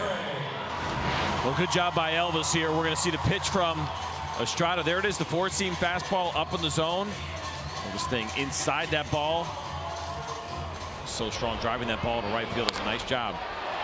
You know, Marco Estrada, he will let up the long ball. 31 home runs a year ago. That could be a little bit of an issue for him. He is a fly ball pitcher, but what he kind of banks on too is guys getting big swings and over swinging a little bit, hitting those high fly balls that turn into outs. That was a nice job by Elvis to shorten up a little bit and go the other way. When you're throwing 89, 90, and you're doing it up in the zone, looks so good coming in. And you'll see a lot of hitters get big with their swing, and that's where he ends up getting so many of those fly balls that don't leave the ballpark.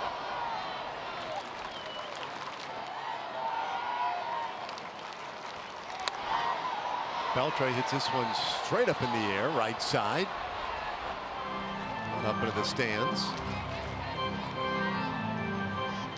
Adrian had the hit in the second inning. Infield hit. Gave him 3,056 hits.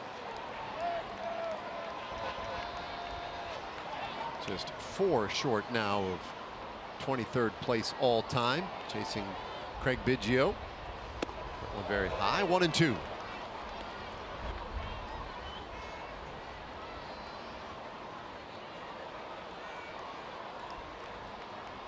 We've talked about it a little bit, but the hit that got him past Rod Carew for the most hits all time among Latin-born players, that's the one that has really seemingly resonated with him. Little tapper, second base, a missed tag of Andrews, but they throw out Beltre, and there are 2 gone.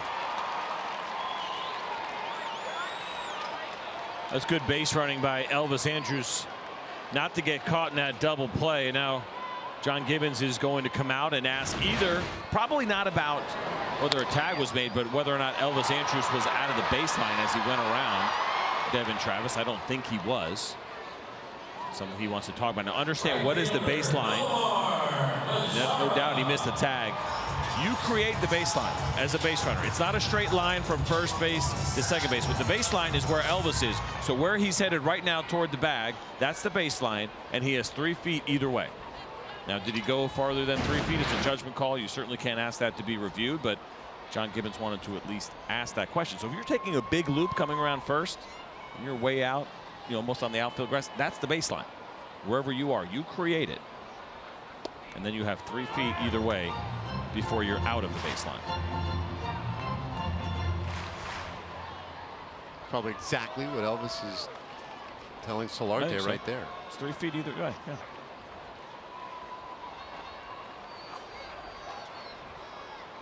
Zara 0 for 1.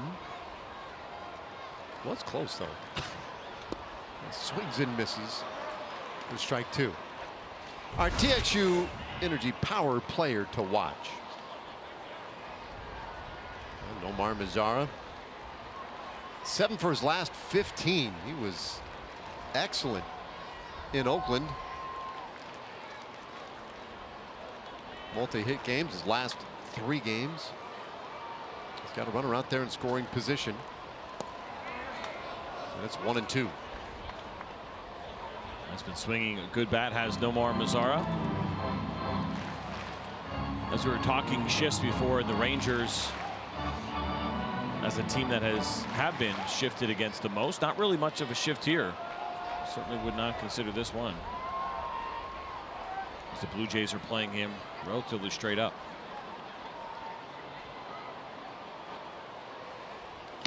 Swing and a miss. And he goes down swinging. 4th strikeout tonight for Marco Estrada. Rangers leave a man in scoring position. We've played 4 tonight. Congratulations, Ranger fans, celebrating birthdays and anniversaries of the Lone Line Park tonight. Concentrating on the Coca-Cola message for the center field.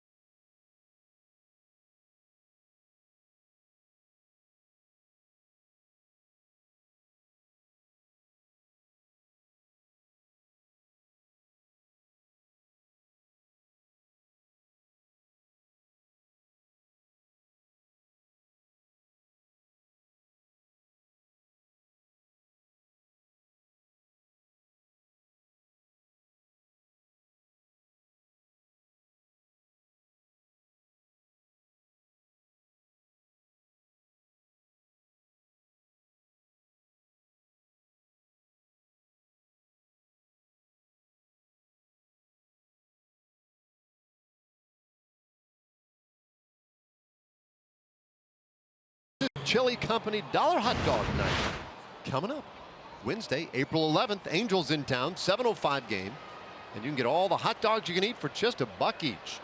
Get your tickets at TexasRangers.com or call 972-RANGERS, and we hope to see you out here on Wednesday night.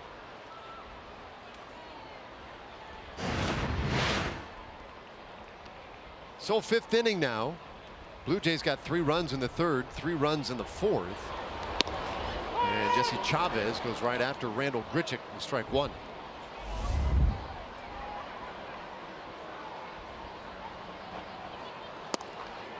Make that strike 2. Slow start for Grichuk at the plate. Part of the reason that John Gibbons moved him down into the 8th spot in the order. Take a little pressure off. Feels like that might help him out a little bit. Grichuk, 26 years old. He was a first-round pick back in 2009. A guy who was drafted by the St. Louis Cardinals, comes over to the Blue Jays this year. He's shown some home run power. Oh, he hits this one very high in the air, deep out there to left center field. Might be enough room, and Robinson able to make the catch right up against the padding. 1 away in the 5th inning. Well, when I left the bat, I just thought there's no chance as high as that one was headed. He's the guy that hits the ball hard, and he has over the course of his career. Just got under this one, and it continued to carry. And a really nice job by Drew Robinson, the communication between him and Ryan Rua. Have to take control as a center fielder. He did that in that spot. And based on what we saw earlier, it seems like some issues with maybe some fly balls tonight. You should see those flags moving pretty well right now. We're holding on for dear life. Yeah, they are. There. That one wrapped around the pole, the American flag. So it hasn't come down 20 degrees, Emily or Dave. I said 10. Oh. I told you, it dropped 10 degrees. It is 10. 70% chance of rain, but yeah, that wind is there. So it has certainly played havoc with some fly balls, as we have seen this evening. So making that catch even more impressive by Drew Robinson in center. I'm with Emily, though. It feels like it's dropped 20 degrees. But then, you know, we came back from break and we showed that little girl in a tank top. Yep. And she was perfectly fine. Yep. So she was sitting on her dad's lap. If you want me to sit on your lap, that's out. All right. Not unless you're going to put that tank top on.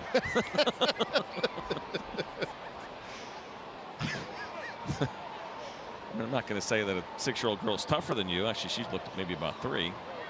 But I could say it. Yeah. Non-issue. Nice and warm right there. 2-2. There's strike 3 called. Travis down looking. So Chavez on the clean inning. 2 quick outs.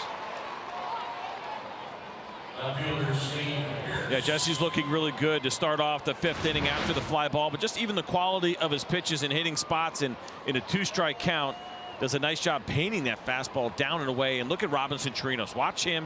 You catch it up from the bottom, and you come up. And he gives a really good look to home plate umpire John Tom Payne in that situation. Catchers will talk about that. Get low, bring the ball up a little bit, present it well. That's perfect location by Jesse Chavez.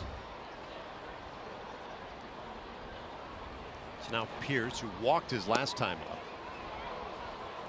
2-1 the count. And to be fair, for any of our Canadian friends who might have tuned in tonight, 18 degrees Celsius. Oh, look at you.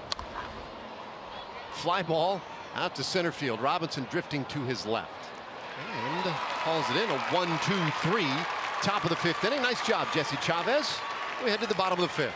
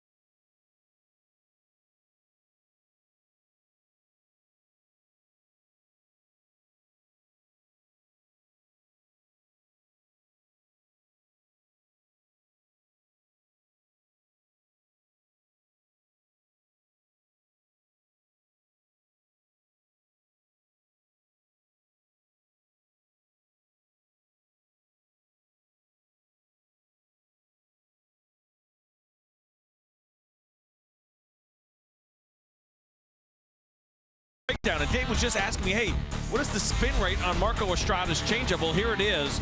You're going to see it at just under 2,100 RPMs against Choo. He's got a good one. This one, 21-26 against Joey Gallo. But here's where it makes a big difference is on the fastball, which I think we're going to show you. Here we go. Here's that fastball. And it's the spin rate on the fastball that really makes all the difference as that one gets by Drew Robinson. We have talked about this with Marco Estrada and that fastball. There's one right there. And look at the velocity, 89 miles an hour. And you're thinking 89 up in the zone. How is that ball not getting crushed? Well, it is the spin rate and what it looks like. And when you have a higher spin rate, the ball doesn't come down. It doesn't go up. I don't believe that the fastball elevates. Some people talk about a rising fastball, but I think it gives the appearance of a rising fastball. And there's a perfect example of it against Robinson Chirinos at 89 miles an hour. Marco Estrada last year had the 4th highest spin rate on his 4-seam fastball.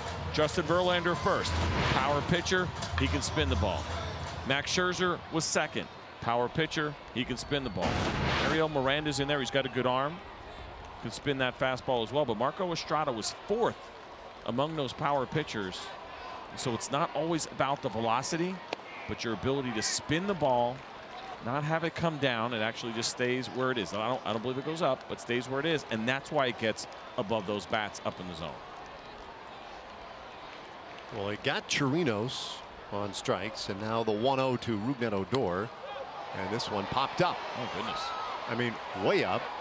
Might even be playable. Russell Martin stays with it and makes the play, and nothing easy about that one. 2 away. All right, time for a Chevy game break. Let's check in with John Radigan.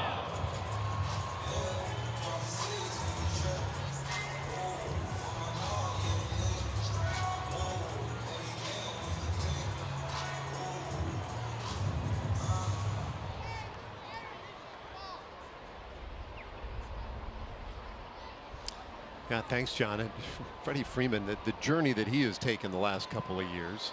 Good to see him off to a good start this year. Ryan Rua for the Rangers takes a strike. Would you believe that coming into tonight, the Braves have scored more runs than anybody else? No, in I Major would not League have guessed Baseball. that. I don't think anybody was banking on that. I mean, obviously Freddie Freeman is a star, but some of those young players really starting to shine right now in Atlanta. Obviously, it's very early in the season, but they were a team that was looked at as probably a non-contender. For sure. And they probably still are in that rebuilding mode, but a team that is probably pretty close to turning the corner as well. And since we're playing the Blue Jays tonight, a lot of conversation about whether Josh Donaldson will be a target for them this winter, because there's the relationship there, of course. Their current GM, current Braves GM, whose name is currently escaping me, Alex. What's wrong with me? Anthopoulos. And, yeah, thank you. Of course, long time with the Blue Jays. So just some rumblings about maybe he would be a target for the Atlanta Braves. They're going to spend some money here pretty soon. Fouled away by Rua. Does that make a lot of sense though for a young team still in the rebuild? I guess I'm not real sure how Donaldson really. So I mentioned he's a little bit older, right? At 2 years old. And so the question becomes with him is how far you go with a contract. My guess is that he will be one of these guys that maybe signs a shorter deal, but at a higher AAV, right? Higher amount per year, which is a little bit of a trend that we're seeing in the game as well. I think they would certainly expect to contend within that window.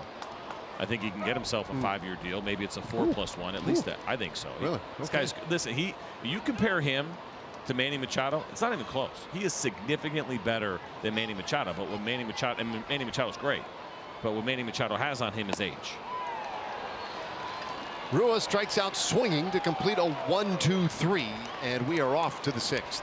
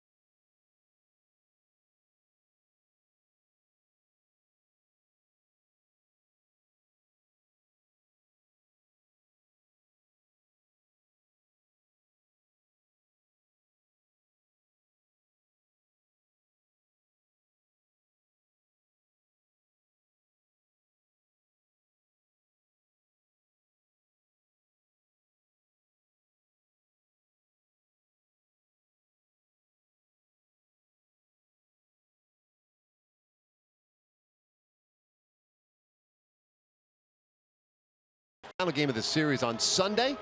It's going to be on Fox Sports Southwest Plus. You can find a complete listing of channel numbers for your cable provider at foxsportssouthwest.com. Jays Rangers Sunday 1:30 only on Fox Sports Southwest Plus. You'll join us for that.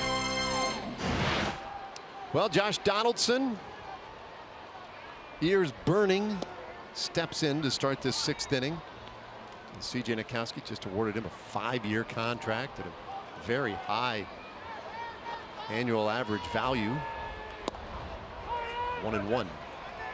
So at least what about injury concerns? Yeah, sure. I mean, I think that's legit. It's certainly fair. This guy's really good, though.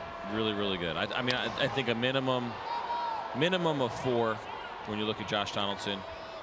Start talking about contract. Missed 38 games last year in April and May. Didn't get to his 10th home run until late July. It was a tough start last year for him, and he holds off there. But boy, did he go on a tear in the second half. I mean, he finished roughly toward the end of July there, a .302 average, a .406 on base, 24 home runs. And he swings and misses, but lands that bat all the way out to shortstop. Pretty impressive throw. One away.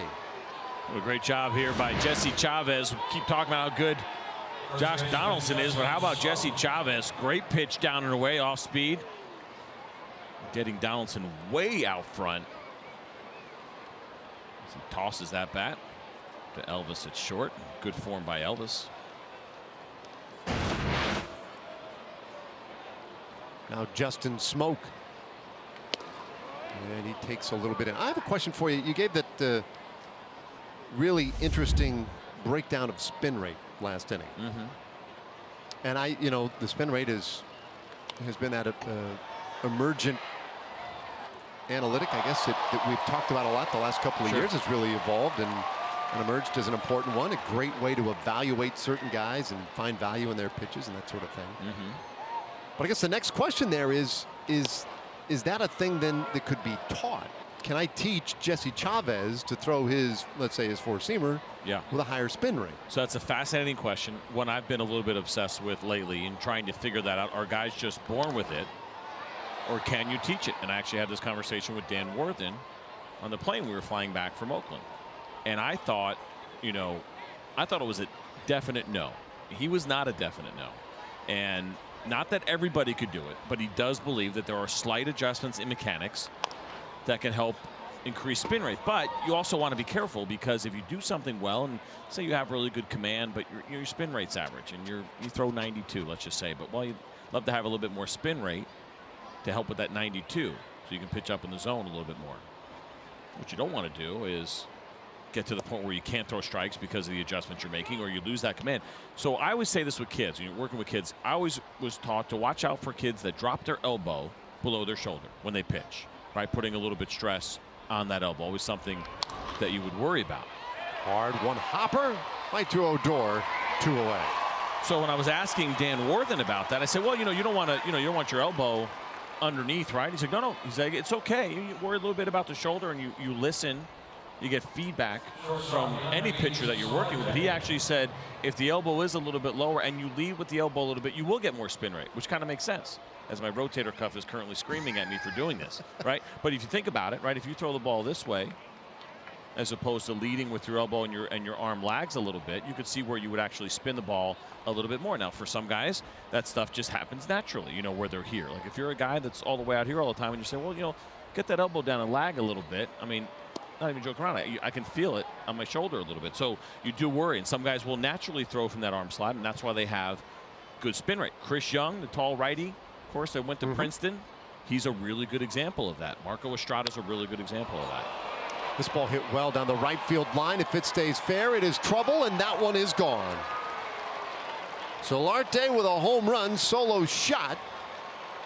It's now 7-0 Toronto. It's been a good night for Solarte, who walked in his first 3 at-bats. And it's funny, you look at Solarte, maybe not as a guy that jumps out at you that would hit in the middle of the order necessarily, but you can see why, as he showed off some tremendous pop right there.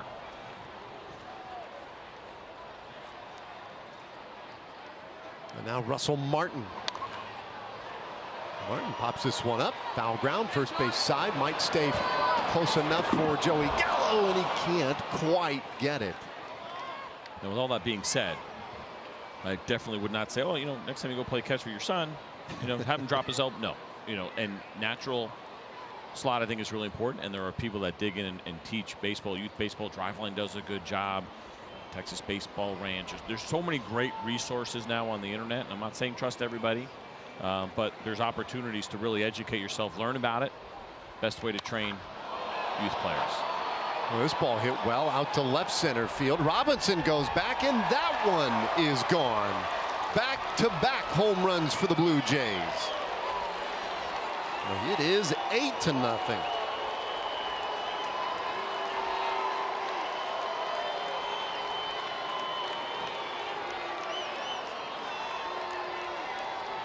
Well, those Blue Jays bats started the season hot as a group, and they are continuing to roll. Don't forget, just a couple of years ago, Jesse Chavez was a member of the Toronto Blue Jays. In 2016, he split time between the Dodgers and the Blue Jays, so certainly Russell Martin very familiar with the right-hander. It was the second time around. Jesse also played with him back in 2012. Now, right as everybody was getting set, Doug Brocail jumped out of the dugout and jogged out there. Let's take a look at these home runs right here. Looked like a four-seam fastball that was down that Solarte jumped on. He knew it right away. See a little bit of a lean back in that swing. And then in Russell Martin, same thing, great balance in that swing, got himself a pitch that he could handle. All right, that visit from Brocail maybe bought a little time for Matt Bush. So he loosens up in the bullpen here. Sixth inning, 2 outs, nobody on for Kendrys Morales. And he takes low for ball 1. Chavez came on in the 4th inning with 1 out and a couple of base runners on. Eventually got out of that 4th inning, pitched a really nifty 5th inning. He got the first 2 outs here. Thought, well, maybe he's kind of locked it in, but back-to-back home runs. Well, he has taken on quite the load. You see 60 pitches there for Jesse. We mentioned what he did in Oakland back on the 4th just a couple of days ago. Through 2 1/3, 41 pitches. Day off. Come back, he's at 2 1/3 now with 61 pitches.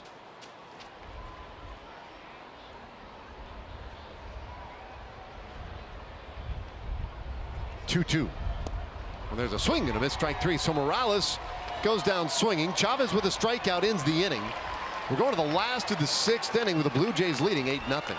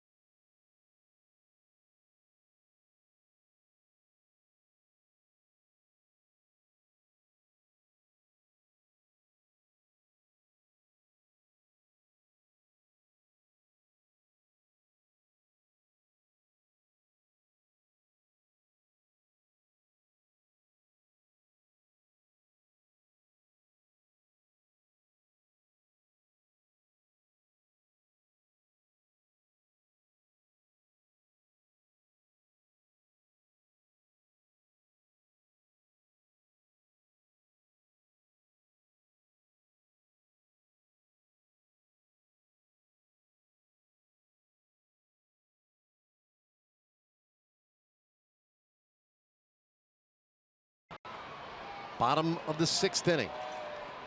Rangers need to get something going here offensively against Marco Estrada, who has pretty much been in control of this thing. He's allowed 2 base runners. Drew Robinson takes a high strike.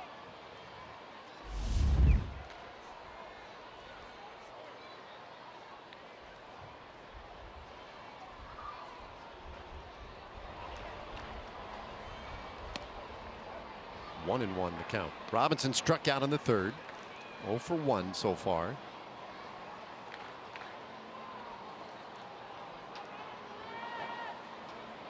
Six strikeouts for Estrada, and he does get his fair share of those. 1-2 now the count. When you watch Estrada when he's on, you can really see how devastating it can be. We just went through the fastball, why it's so effective at 89, 90 miles an hour up in the zone, as they're going to try to do it again. First of all, the temptation. You see Drew there. Started to offer a little bit at that pitch. It looks so good coming in, but it's difficult to get to. And then he's really mastered his changeup. It's a nice combination that he has. Fouled away. We'll do it again. Very kind of atypical of what you might see. I know I mentioned it earlier, but fastball, changeup, no two-seamer, no big breaking ball. That's not very common to see from right-handers. It's got a little bit of the Andy Pettit. He looks over the top of the mitt. Even facially, you can see a little bit there. Yep. You know what? And that kind of reminds me a little bit of that conversation we had with Doug Fister the other night. That kind of tunnel vision. How do you want to treat that situation? You know, some guys want to get locked in on something really small.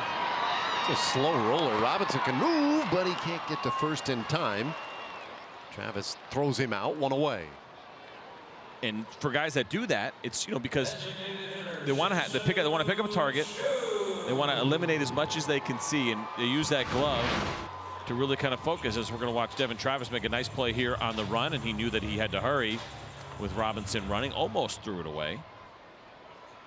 Tough throw across his body, but a good job by Justin Smoke. But I thought what Fister said, that conversation we were having with him in the Oakland clubhouse, was really interesting, where he actually, and correct me if I'm wrong, but was talking more about letting some more things in. Absolutely, yeah. Which is totally opposite of, I can tell you, you know, most psychologists will kind of tell you on that kind of stuff. Sports psychologists, is they call it deference. The more you let in, that means the less that you have, that you're focusing on what you're supposed to be doing, which for me made a lot of sense, but everybody built a little bit differently, and I just thought it was interesting to hear him talk about actually allowing more things in and not ignoring everything around you. Focused but aware is sort of how he phrased it.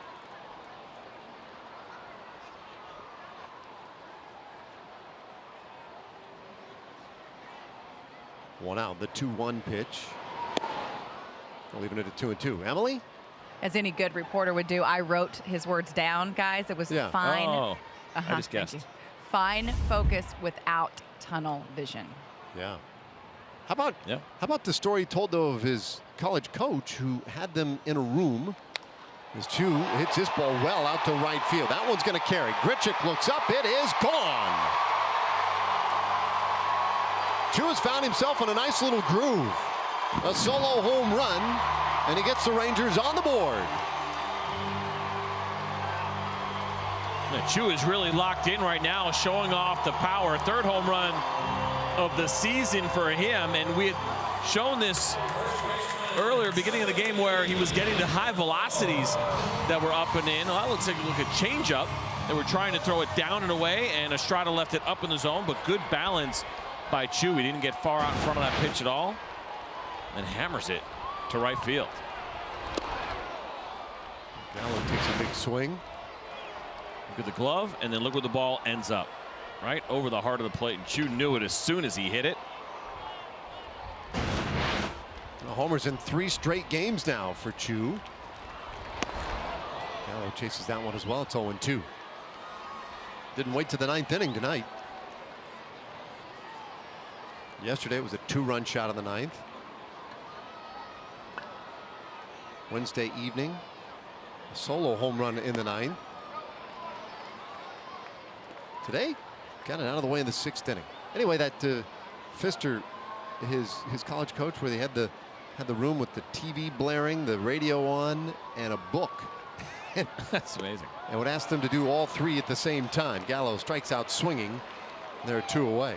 And he said, you know, he learned over time to be able to take in a little bit of the music, watch the TV, read the book, know what was going on in all of it, but be able to focus on whatever one medium. Coach told him, I want you focused on that one, but not blocking out the others. Yeah, it really is amazing. You know, it's funny, you get certain people that operate better if they're doing a couple of things at once. If you only have one task, sometimes that one will take you a little bit longer. Everyone built a little bit differently. I think Emily's been around us long enough to know that neither you nor I really have tunnel vision, or are very focused or locked into much of anything. easily distracted. Shiny objects are undoing. One strike pitch. Ground ball, and that one is through. Base hit for Andrus, his second of the night. So maybe here, third time through, Rangers getting some decent looks at Estrada. Choo had the homer. Andrus with that base hit. And it brings up Adrian Beltre. We'll take a look at the pitch here from Estrada. You see the first one went up and away, and there was a little bit of a breaking ball. We don't see them too often from Estrada, and Elvis was ready for it. That's one of those things, too. You go third time through the order. I mentioned he is predominantly fastball changeup. Just 8% curveball, 7% cutters, but third time through, especially against good hitters, you start to go to that third or fourth pitch, hoping maybe to catch guys a little bit off guard. But Elvis was not.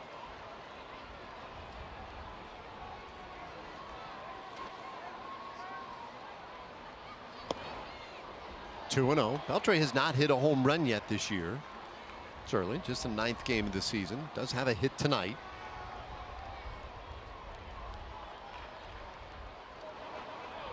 His buddy Andrus down there at first, 2 away. And this one hit hard out to right field, drops in, base hit. Another multi-hit game for Adrian Beltre.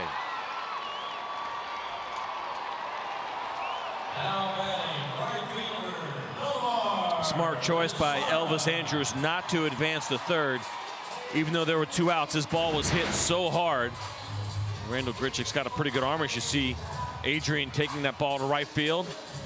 Really nice swing. We were just talking about that earlier with Elvis and his base hit back in the 4th inning, staying inside the ball. Adrian does the exact same thing, but when you're down by this much, you do not take any unnecessary chances. So Elvis wisely stays at second. First mound visit of the night for Toronto. Pete Walker, pitching coach for the Toronto Blue Jays.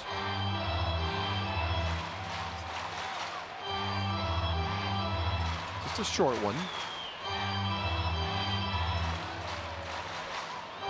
And there they go. So activity in the bullpen for the Blue Jays.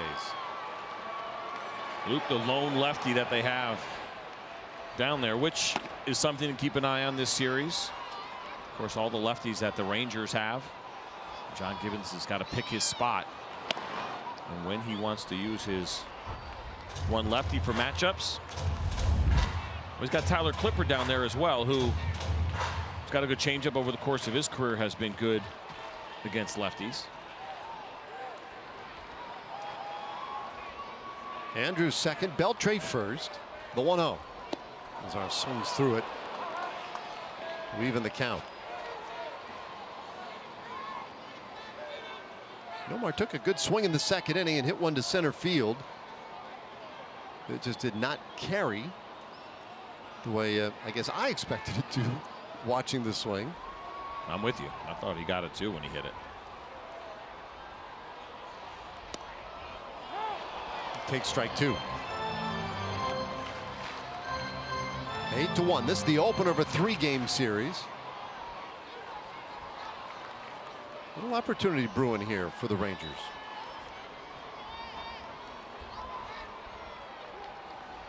'95th pitch of the night for Estrada. That's fouled back. Saw that cool shot a moment ago.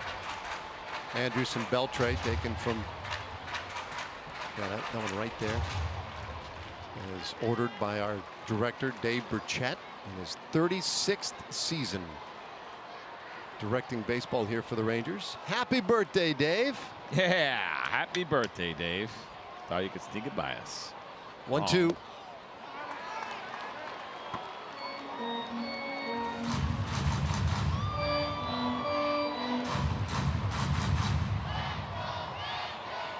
So he started doing this when he's 5. Remarkable. That's amazing. Yep.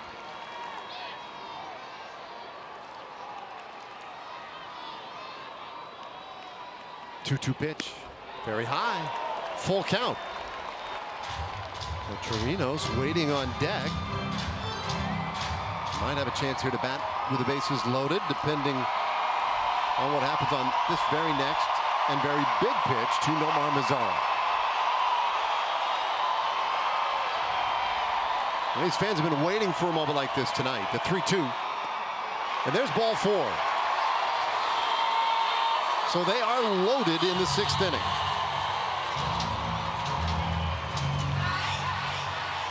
Well, finally, the first walk of the night for the Texas Rangers, and a good at-bat by Nomar Mazara.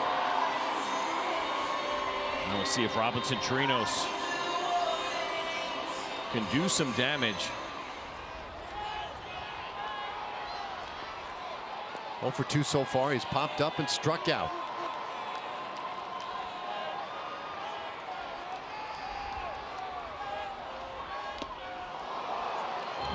Not a pretty good idea right there. Here's what Estrada has done so far tonight. 5 2/3, 5 hits allowed. You just saw that first walk, just allowed his first run on the Choo homer. 7 strikeouts and pitch number 100 coming up. There it comes. 1-1.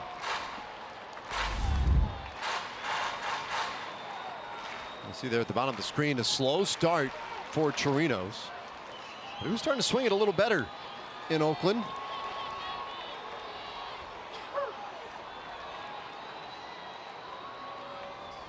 Picks it high. 2-1.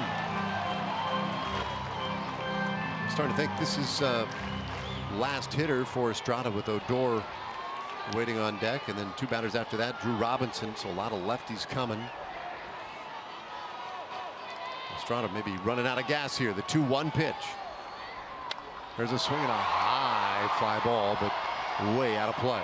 Yeah, we mentioned that Luke is the only lefty that they have down there, but you start digging in and looking at some of the numbers for guys like Ryan Tepera, 185 against left-handed hitters. I mentioned Tyler Clipper, 208. This is going back to the beginning of last year. You see O, who was up, actually struggled against lefties going back to last year, 318. But there are a couple of relievers. Danny Barnes, another, 172 against lefties. Loop actually 268 batting out. He might be the 4th best quote-unquote lefty on lefty guy they have, or at least reliever to come after left-handed hitters. Chirinos pops this one up, and it will end up in the seats. Off the bat, that one a little scary. But that 52 of his last 102 hits have been for extra bases, and boy, if he could find some grass out there in the outfield, might be able to get 3 runs in here. Yeah, he has been slugging, that is for sure. Andrews, Beltre, and Mazara, 3rd to 1st. And now time called.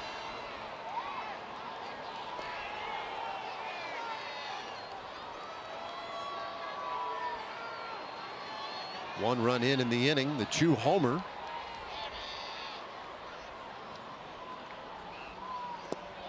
Just misses, and it's a full count. Without a doubt, you're seeing some fatigue here from Marco Estrada as he is now in the triple digits. The command of the changeup hasn't quite been there. Question becomes, will he throw it here? Up 8-1 in a full count. 35th pitch of the inning. And it's lifted to center field. Pilar started back, comes in, and that will win the inning. So the Rangers leave them loaded, but they get on the scoreboard. 3rd game in a row. Shin-Soo Choo goes yard. It's 8-1.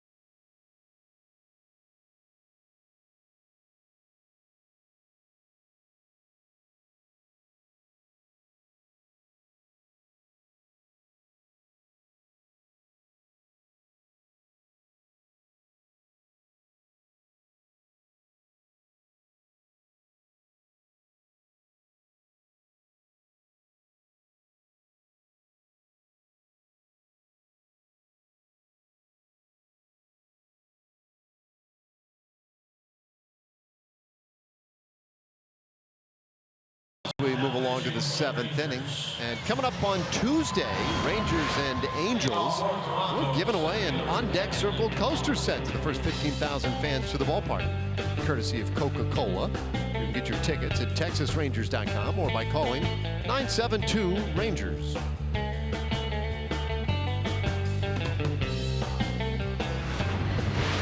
All right, Matt Bush has come on to pitch here in the 7th inning. Yeah, 5th game for Matt Bush. Good ERA. It's only been 3 1/3 innings. The one thing that he has struggled with a little bit, you see those walks there. 5 strikeouts. Fantastic in those innings pitched, but a little bit unusual to see the command get away from Matt here early on. Hopefully something he can put behind him.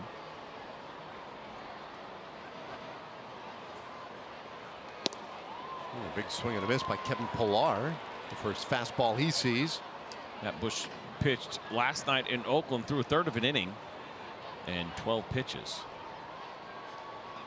And the big strikeout of Chris Davis, right, on 3 pitches. Is that right? Yeah. He'll pop up near first base. And Gallo puts it away. 1 out here in the 7th inning. Time for a Chevy game break. Let's say hello again to John Radigan.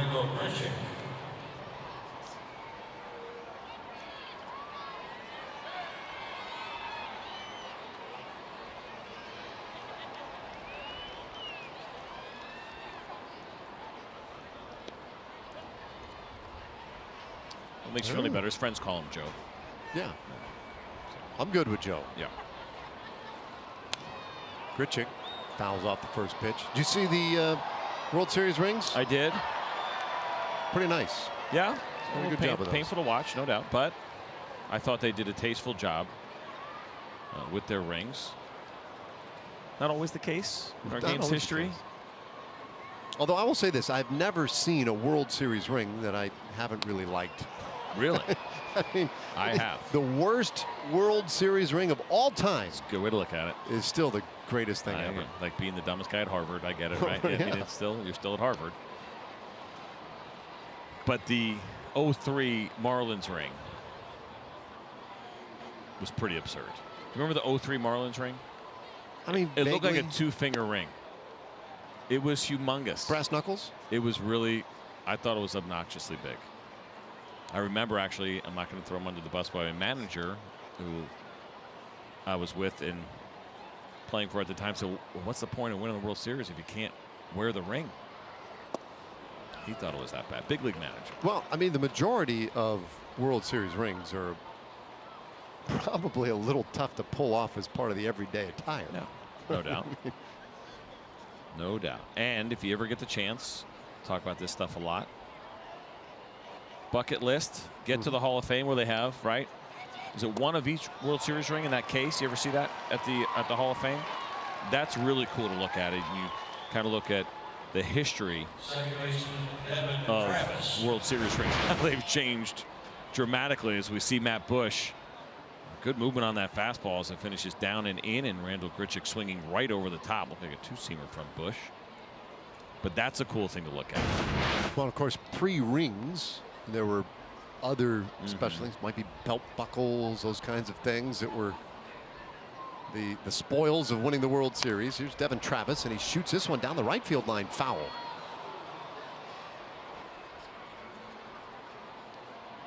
Travis doubled in the 4th inning, is 1 for 3.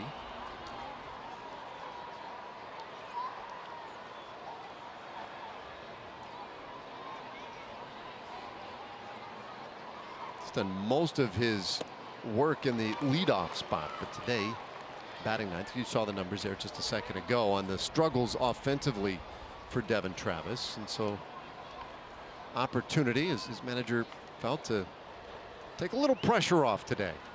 And I guess you could look at the double and say, well, maybe it paid off in that instance.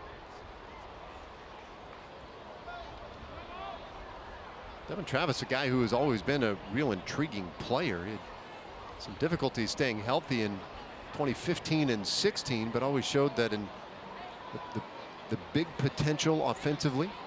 0-2 pitch, and this one popped up, and again headed out of play. Last year, injury slowed him again, but for the first time in a little while, that the numbers weren't real good, and so you started to wonder, like, well, maybe it's just not going to really really happened for Devin Travis. And they'll wait for a kid, Richard Arena, to make his way. In some ways, Travis could be considered a bit of a placeholder. Kind of needs to have a big year this year. 1-2 for the Blue Jays second baseman. I think it's probably fair, now 27 years old, for Devin Travis. Got an even 3 years of service time, so there's a first year of arbitration eligibility for him this year, 2 more before he would hit free agency. And so, yeah, listen, anytime's a good time to have a good year, but I think you're right that there's probably a little bit of internal pressure, kind of understanding that now has to be the time.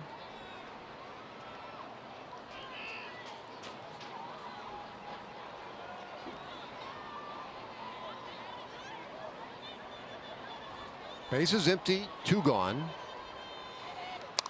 And this one hit on a line to second base. Odor was able to get a glove on it, but that thing was absolutely scalded, and Devin Travis has a hit, his second of the game.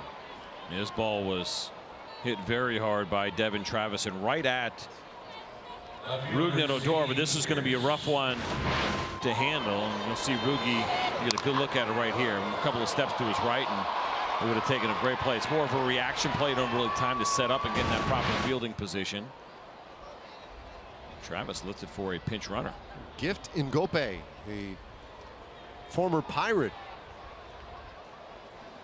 made his big league debut last year against the Cubs, and he was the first player ever from the continent of Africa to appear in a major league game. He was used earlier this year as a defensive replacement by the Blue Jays. And to get a hit in that Yankees series as well. Anyway, a pinch runner here.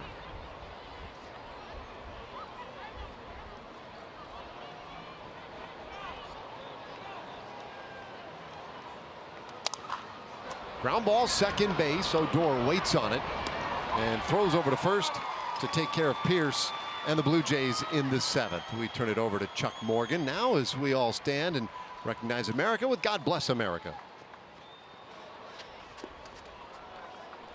Your attention, please, ladies and gentlemen. Will you please rise and direct your attention to the area behind home plate and welcome Christina Tinkler. In honor of all the veterans who have served our country and the servicemen and women who are currently stationed at home and around the world, Christina will now perform God Bless America. God bless America, land that I love. Stand beside her and guide her through the night with the light from above.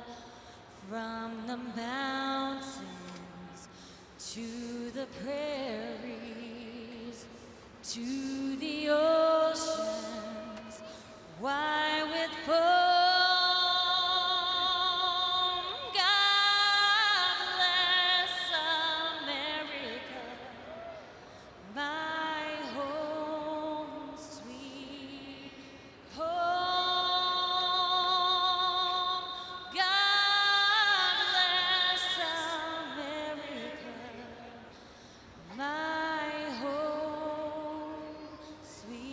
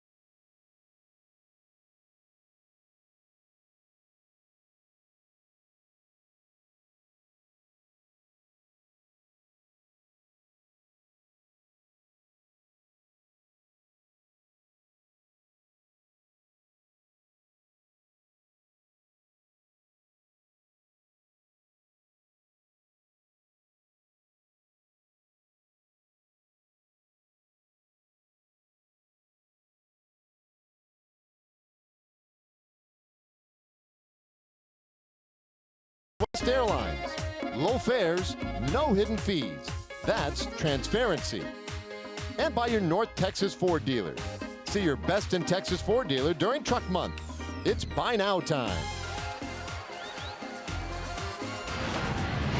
Well, bottom of the 7th inning. 21,670 are paid attendance tonight, hanging out, waiting for the fireworks afterward as well.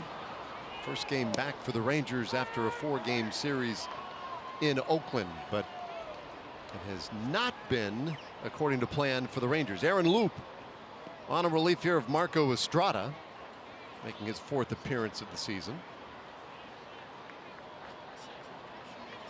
You see the angle, the sidearm from Luke. Fastball will average around 92 miles an hour. Throws a cutter at 85, slider at 78, a changeup at 80. And watching that arm angle, not an easy one to throw a cutter from. A lot of pitchers that have a cutter and then eventually lower their arm angle like that. It's a tough pitch to throw from down there. Odor sends this one out towards center field. Long run, and that one will bounce off the base of the fence for Pilar. Odor goes to second with a leadoff double.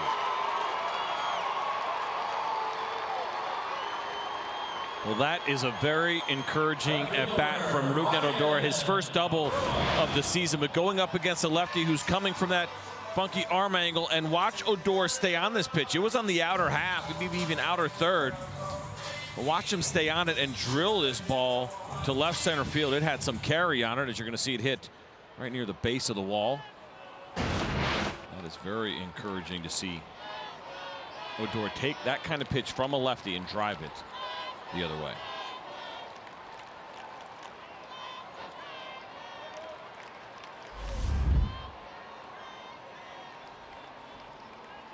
Good start against Loop. Now Ryan Rua comes up empty on strike one.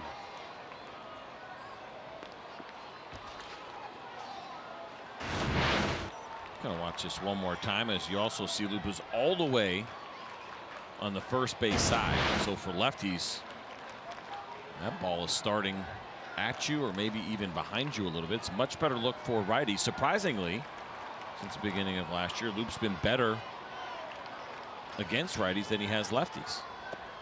239 batting average against righties, 280 against lefties coming into tonight.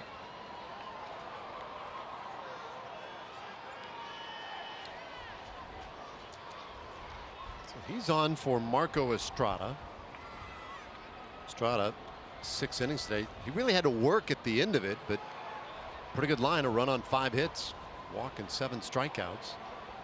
That one a little tight, 2-1. Well, Rangers need base runners.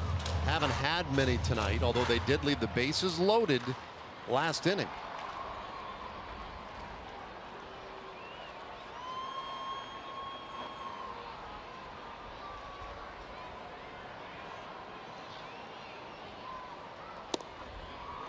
Three and one. Marco Estrada tonight, by the way, is out of this game, thankfully. 71% strikes for him. Wow, that's a big number. There is a point at which it's almost too much. You don't want to be in the zone too much.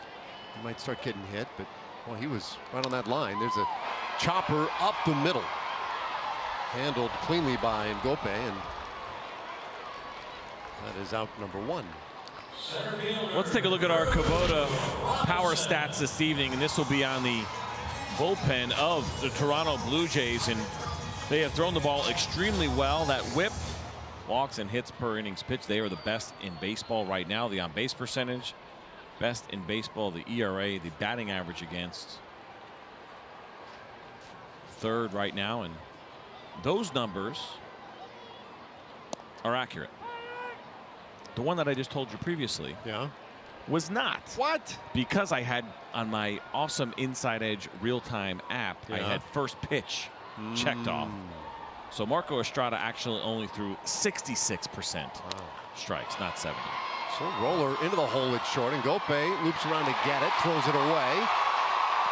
Everybody's safe, run scores, it's 8-2. That'll be a base hit for Drew Robinson. He found the right spot of the infield to place that one. Yeah, he did. This was a really tough play and should go down as a hit, I'm sure. As you see Rougned Odor coming in, getting some high fives in the dugout. Who stayed inside that ball. Really tough, as I mentioned, against lefties. That arm angle, and Dope had to come all the way around, get around the ball to try to create some angle. You have an option here. You can go that way right there, which he decided, or you try to backhand and maybe make that jump throw or plant your feet, but he went around it and just ran out of time.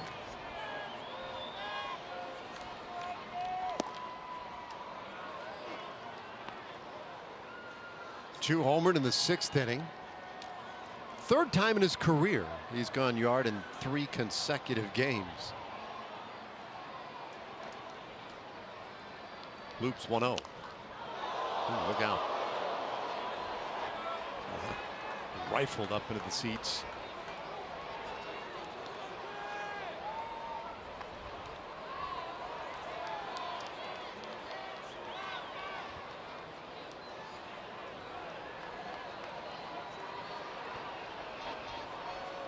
So Rangers with a run in the 6th, run in the 7th. Trying to add to that here. 2-1 on Choo.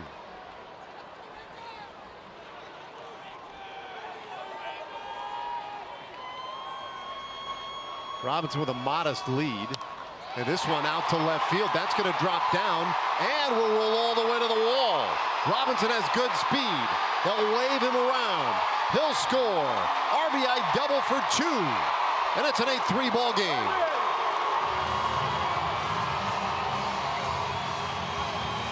Well, it's been a really good night for Choo. Back-to-back at-bats now with extra base hits.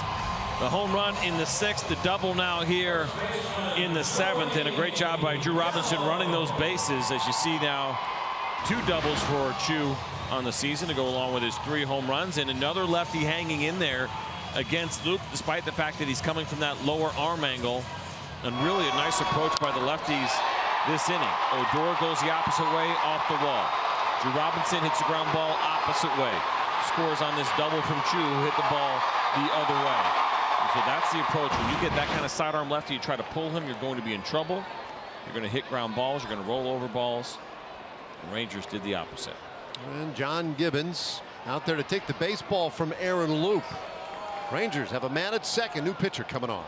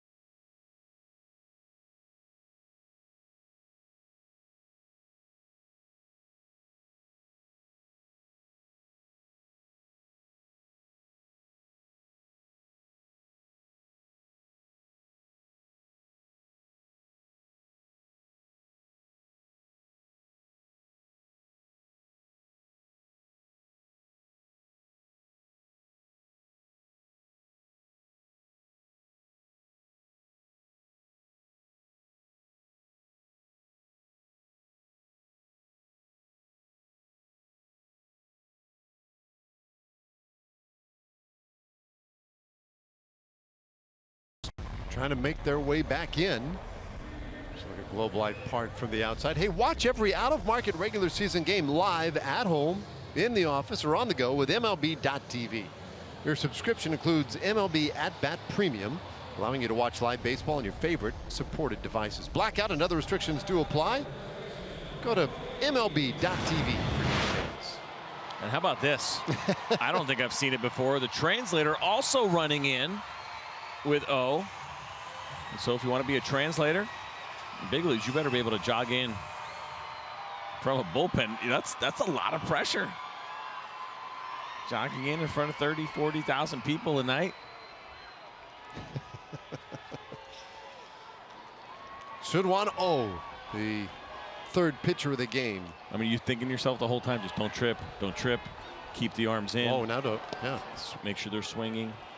Right. Too fast, too slow? Am I using too much? What? High knees?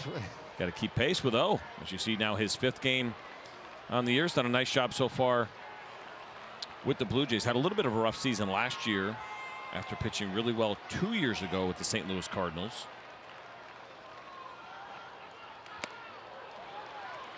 Up high. 1 ball, 1 strike on Joey Gallo.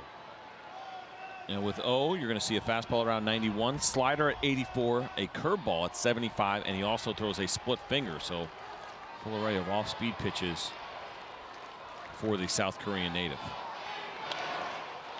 Fouled away. Defensively, we do need to kind of update you on what's going on. You saw the pinch runner last inning.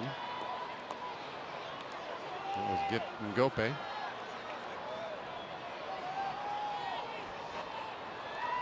Whenever Solarte moved from shortstop to second base, although with the shift on it, it gets a little crazy. Fouled back, stays 1 and 2. Current shortstop in short right field. There's Git Ngope, the shortstop, who's nowhere near the position. So we do the tight shot. Right. I might be closer to shortstop right now than he is. There he is.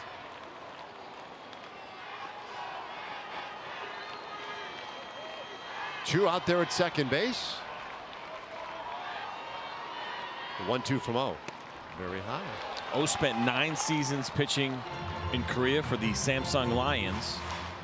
And then at 31 years old, went over to Japan for a couple of years. Well, he was the closer for the Hanshin Tigers. A couple of really nice seasons over there. And then, as I mentioned, came to the States. Pitched for the Cardinals starting in 2016. Had a 1.92 ERA that rookie season. And he was a rookie at 33 years old. Pitched in 76 games. Really nice strikeout rate of 11.6 per 9. But last year ran into a little bit of trouble. The ERA was up over 4. Had a 1-6 record. Strikeouts came down significantly by better than 3 strikeouts per 9. It was 8.2. 2-2 pitch. This ball lifted to short left field. Pierce got a really good read on it. Able to close on it and make the play. The shortstop, Elvis. Brings up Elvis Andrus. The thing about you go back to that 2016 season, saved 19 games. Last year, saved 20. And he was one of those guys on the market this offseason who, there were teams that had interest in him as little backup, little support as a potential closer, setup man, that kind of thing. With the idea that maybe he was a little more like the 2016 guy than the fellow who put up a 4+ earned run average last year. Yeah, without a doubt. And anytime you can have any pitcher that at one point was a dominant closer and bring him into your bullpen, there's certainly an advantage there, a desire for a lot of teams to be able to do that. We've talked about that a lot because we're seeing more and more of it around the league. Well, this is a guy with, combined every place that he has been, 397 saves, which earned him quite possibly the greatest 2 nicknames in our game. Are you familiar with those nicknames? One of them, Final Boss. Okay. You didn't know that? I did not know that. But not better than Stone Buddha. That's his nickname. I'm not making it up. Hard hit ball into left field. That's a base hit. Choo's around third. He'll score easily. Andrus will settle with the RBI single, and it's 8-4. Elvis Andrus does it again. 3 straight singles now in his last 3 at-bats. His first RBI of the night, but he goes up. We'll get a look at the pitch that he gets on top of. Watch this pitch. Oh, trying to go down and away. Leaves it up over the plate, away a little bit. And Elvis is all over it, and the Rangers Now with 4 hits and 3 runs scored in this inning. Last 4 runs of the game have been scored by the Rangers. Here's Adrian Beltre. Oh, swinging for it all right there.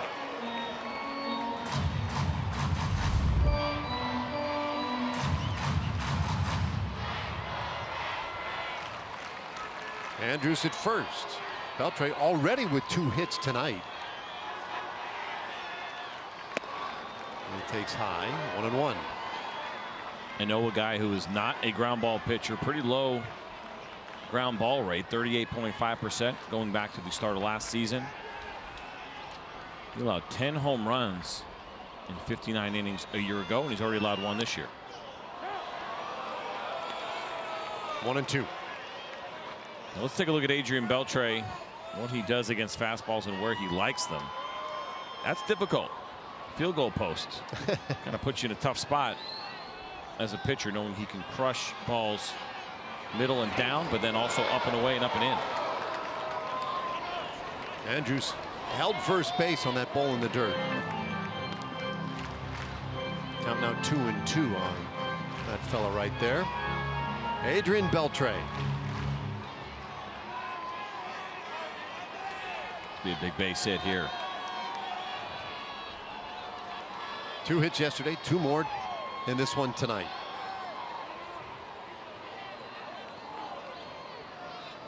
Rangers have put a little pressure on the Blue Jays. Tepera loosening down there. This ball hit hard down the left field line. That'll be extra bases. Andrews from first base. He's being waved all the way. And he will score standing.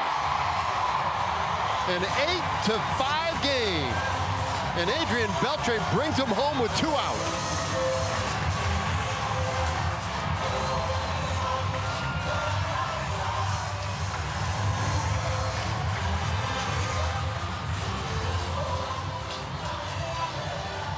Well, you could almost see this coming after the swings that Adrian Beltre was taking in this at bat against O. He looked comfortable, he looked confident, and he comes through on this 4-seam fastball at sat middle.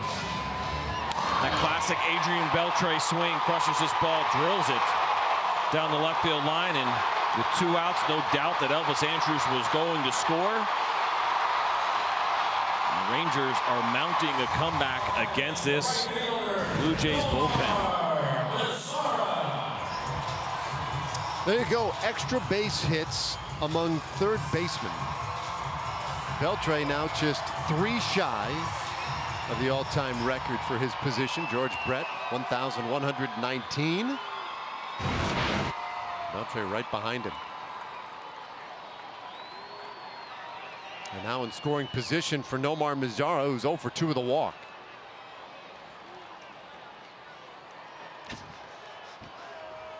Beltre and Gope have a little fun out there at shortstop.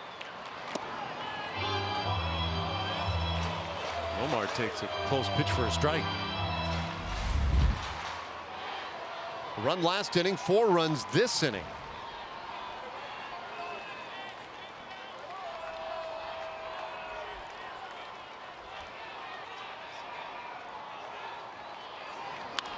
This ball hit well. Out to left center. Pilar ranging over, but Pierce is there. Inning is done, but the Rangers pick up 4 runs in the 7th. We go to the 8th. We got a ball game.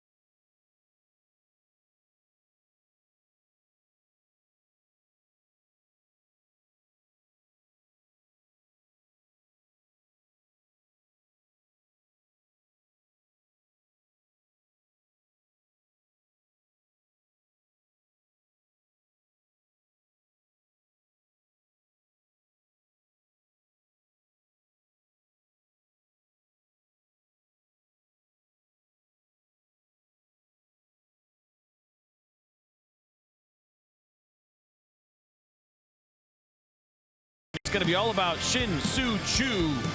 A home run on the changeup against Marco Estrada. That was back in the 6th inning. He got all of this one.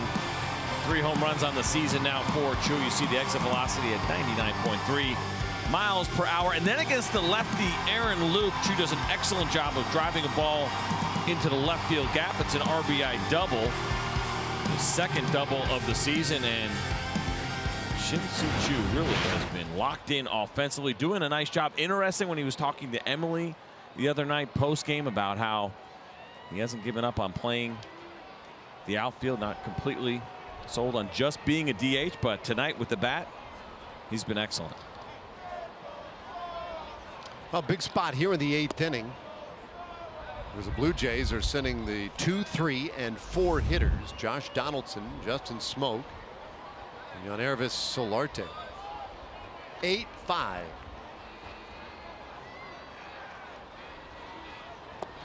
Bush spikes out one. 2-0 the count. So this will be a little bit of a challenge for Matt Bush. He's got Josh Donaldson, Justin Smoke, Solarte all scheduled due this inning after the Rangers did a nice job of getting themselves back in this game.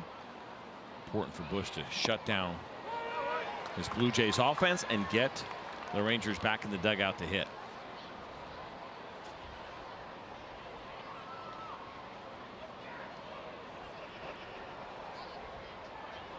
Bush allowed an infield hit last inning. Donaldson sends this one high in the air out to right, carrying a little bit back there, but Mazzara had room. One away.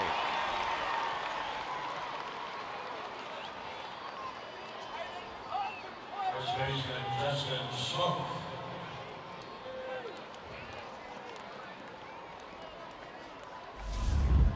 So certainly a nice job by the Rangers to put some good at-bats together last inning. Score 4 runs. Send 8 men to the plate. There was a pitching change in there. 18 minutes that inning. A little bit of a cool night for Matt Bush.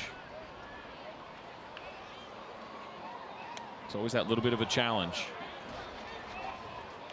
for any pitcher, starter, reliever, doesn't matter. Get that long break in there, especially as well as Matt Bush threw in the 7th inning. Allowed just a single to Devin Travis.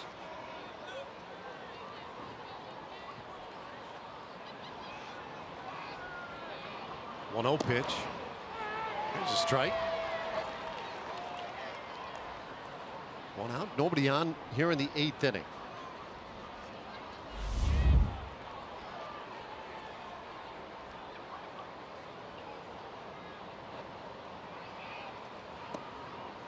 Breaking ball misses low. Out of town scoreboard. Shohei Ohtani has homered again for the Angels. Ohtani now has more home runs than the Marlins and the Royals and the Tigers. Call some fake news on your part. What? Said the out of town scoreboard. You didn't say any scores. Oh, I guess the score matters too. Angels are losing 6-1. Oh, okay. Daniel Gossett start for Oakland today down in Los Angeles or in Anaheim. Gave up the home run. 2-2. That looked good. Strike 3 called. 97 miles per hour. And Bush punches out Smoke for out number 2. This was an excellent job by Matt Bush. And what really set up this fastball was the breaking balls that we saw earlier. See pitch number 2 and 3. Those were curveballs, and those were at 80 and 81 miles an hour. And then you throw 97 almost in the same exact spot. And the idea of trying to get the bat going, a difficult thing to do. We know how good Justin Smoke has been, but that was excellent work by Matt Bush.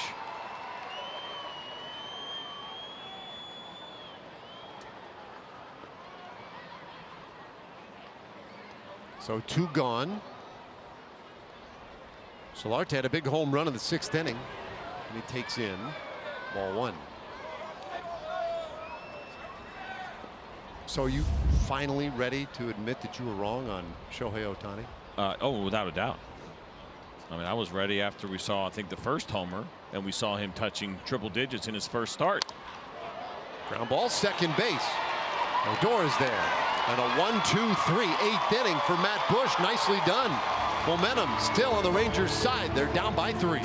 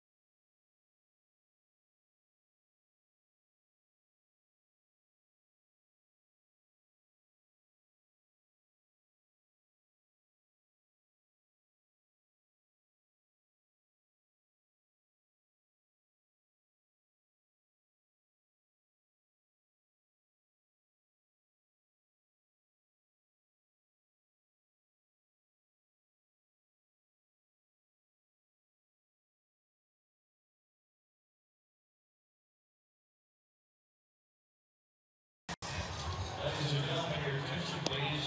Coming into base for Toronto.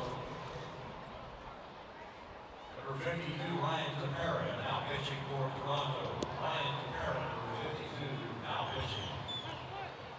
Also for Toronto, number 18, Curtis Granderson, now playing upfield. Granderson now at left.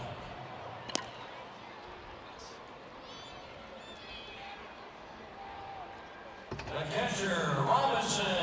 Wow, thanks, John. Extra innings, that's the other story so far in the first week and change of this season. A lot of extra innings around Major League Baseball. More of it tonight as we take a look at Ryan Tepera, third reliever in the game for Toronto.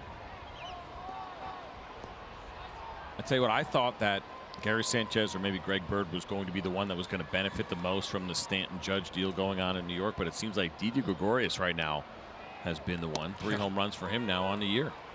Had a big year last year as well. Well, here's Tepera's numbers. The righty coming out of the bullpen for the Blue Jays has thrown very well so far and has even 4 innings of work. And you take it back to last year, we get a little bit more of a sample size that we like to look at. He's been very good. And I mentioned the righties that come out of this pen that are good against lefties. He is one of them. A 187 batting average against left-handed hitters since the start of last year. 212 against righties. Good strikeout rate at 9.5. Walk rate 3.5. There's 2 strike pitch to Chirinos off the plate. New left fielder Curtis Granderson. New to the game, not exactly new to baseball, but Granderson taking over in left field.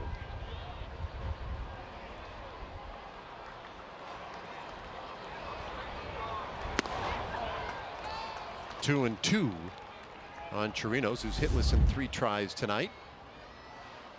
This would be a great opportunity here for the Rangers if they can find a way to scratch 1 or 2 more across. Of course, Ozuna sitting down in that bullpen. Roberto Ozuna, the closer for the Toronto Blue Jays. A big swing and a miss, and Chirinos strikes out to start the bottom of the 8th inning. Second baseman, Rougned Odor. That brings up Rougned Odor.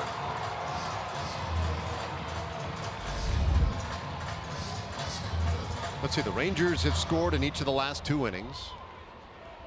They've scored 5 unanswered in this thing to make it a game. But we were talking during the break.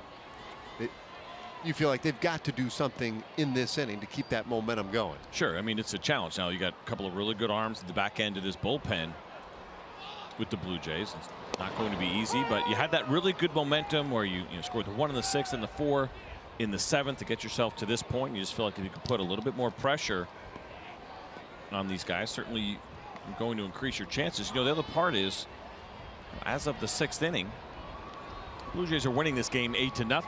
And I'm not going to say you check out as a reliever, as a high leverage guy, as a setup man and a closer, but there is a momentum that you feel down there. And then all of a sudden, as the Rangers made a comeback, the anxiety level starts to build just a little bit.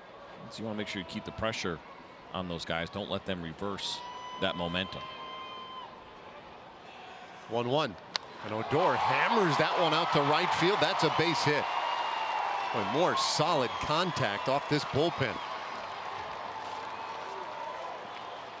And a couple of really good at-bats in his last 2 now for Rougned Odor. Of course, he hit that double off the lefty loop in the 7th inning, and here against Tepera, pitch that's up and in. And we know that Rougned Odor is really good on pitches in. It is so fun to watch. You watch that elbow as he pulls it in right there, gets the barrel to the ball. He's working on getting a little bit more locked into his strength. Your pitches up in his zone. Now Jurickson Profar announced as the pinch hitter here for Ryan Rua. Jeff Bannister going to his bench. Rua was 0 for 3 so far tonight. It has been a tough start for Ryan. And so Profar in here where he can bat from the left side against the righty Tepera. First 4 innings of this game, the Rangers had 2 hits, one of them an infield hit. Since then, 9 hits, 5 runs. And this one lofted down the left field line, could be trouble, and it is foul. We saw Jurickson Profar have a couple of good at-bats in his last start that he had when we were in Oakland. Good contact from him, as we'll see. Nice play here down the line. Oh my, very nice. It's Curtis Granderson a little late. You know where the tarp is. You got to be aware. Got to really make sure that the actual outfielder isn't going to make the play on that too. That's also important. 1-1 on Profar.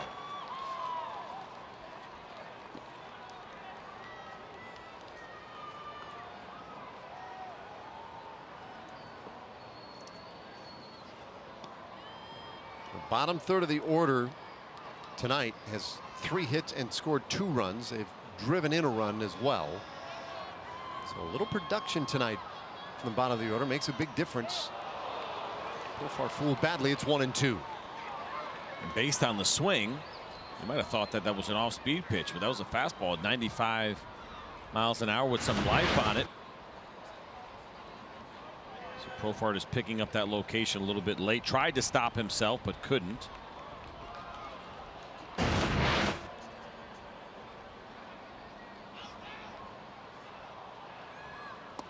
Tepera misses in. It's 2-2.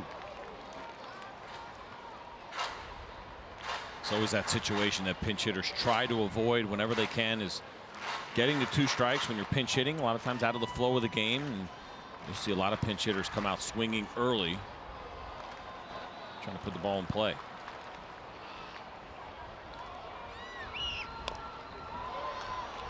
Stays alive. Profar now has appeared in 5 of the last 7 games, but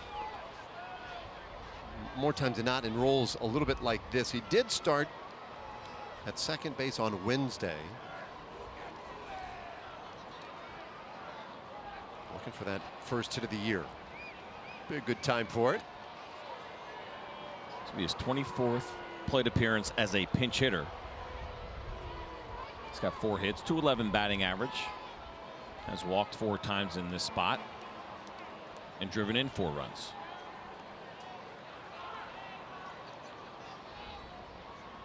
Here's a 2-2. Up and away.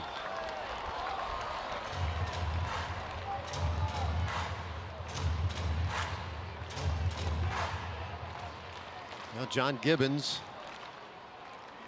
a little bit on his mind. Boy, even on a night where it looks like it's going to be easy for you, it never is in this game. They had an 8-0 lead at one point. Good lead for Odor. He's going. And there's a swing, and that one hit out to right field, and it is caught, and that's going to be a double play. Odor in motion, and another out on the base paths for the Rangers. That's a tough break. We go to the 9th inning in a 3-run game.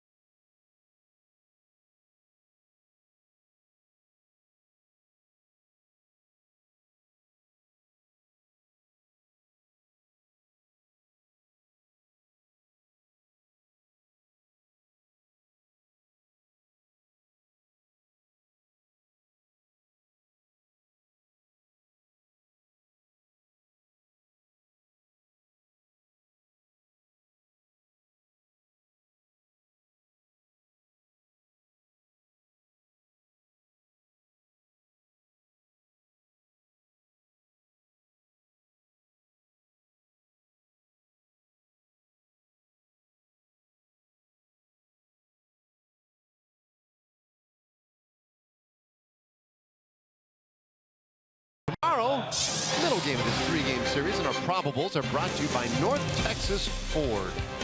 Marcus Stroman to the mound for Toronto. Mike Minor will have the ball for the Rangers. 3-game for you beginning at 6:30 tomorrow night. Hope you'll join us for that. Be a good matchup. The Rangers throwing all lefties against the Blue Jays, with Cole Hamels going in game 3. And now another lefty, Alex Claudio, is in for the Rangers. Game number 4 for Alex. Has not walked a hitter yet. Look at the ERA. Don't be fooled by it. He had a rough game against the Astros. They did a nice job. Some base hits the other way. He allowed 4 hits and I believe 3 runs in 1 inning that he pitched. Well, after that hard break into that last half inning, Profar stays in the game in left field for Rua. Well, that was a bummer. Was, because he's hit the ball hard a couple of times now in his last few at-bats, and unfortunately doesn't have a ton to show for it. But if we're going to make an out, certainly rather make a hard out. So he's swinging a good bat. That's a nice job coming off the bench, working a deep count against a really good pitcher, and it's a really bad break. Ooh, big swing and a miss by Martin. Way off balance on that one. And that is out number 1. That's some frustration when you see a 67-mile-an-hour pitch and you're caught so far out in front of it. There's that good changeup grip that you're going to see from Alex. But what's so interesting, you see that ball turn over like that and you watch the hand drag a little bit. That's what makes that changeup work so well. He's trying to go a little bit more inside. Doesn't matter with that speed differential and that movement. So Kendrys Morales now. Would you be able to even guess good spin rate, medium spin rate? It's a good question. You know, I don't worry about the spin rate as much. I don't hear as many conversations about it regarding the changeup, and I think especially from a sidearmer. So I'm not sure. I've never looked at Alex's numbers in that regard. He is all about deception, movement, throttling hitters, the change of speed, fast, slow, fast. Chopper right back to him. Claudio with great poise throws him out, 2 away. You know, the other part of that, which you didn't mention, that play that ended the 8th inning, is that Rougned Odor had a great jump. If that ball's down, he's easily to third. If it's in the gap, he is scoring standing up. Added to the frustration. We'll see Alex Claudio here. Good pitch away. Getting up. What I love about when Alex fields a ball is you get to watch him throw the ball overhand.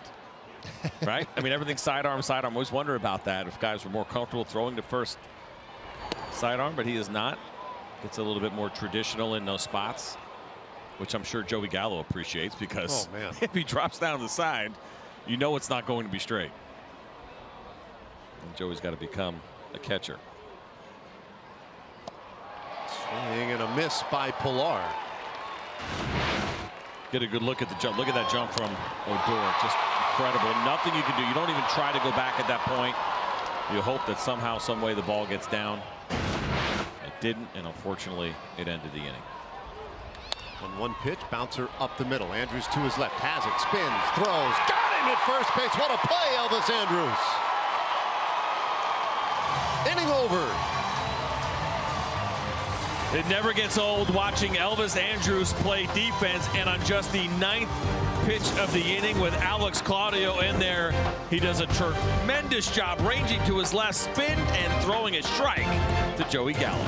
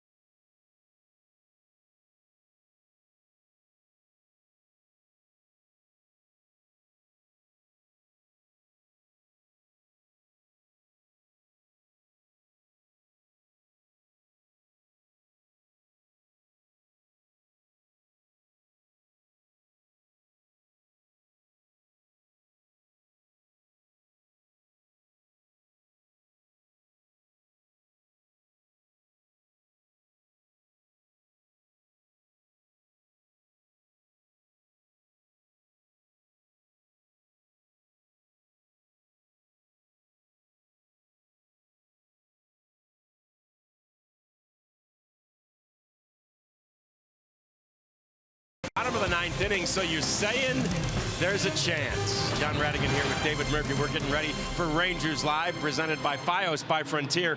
What you got for us in the postgame show? Maybe the comeback that we can talk about? I'm interested to see if this late offensive surge will continue to a Rangers victory. That's awesome. David Murphy with us. We'll have all kinds of postgame reaction, too. It's all coming up right after the game. Rangers Live, presented by Fios by Frontier, guys. Thank you, John, and may it be a great comeback you're talking about. Roberto Osuna, though, is on here in the 9th inning for Toronto. That's been a perfect year so far for Osuna in his 3 games, 2 for 2 with the save opportunities, no runs, no walks allowed so far this season. Drew Robinson leads it off, and he hammers that one foul.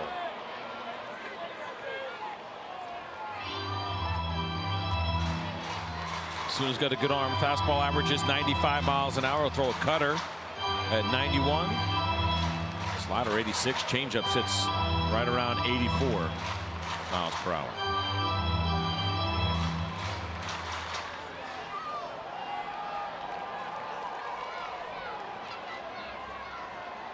Robinson went back to get a bat.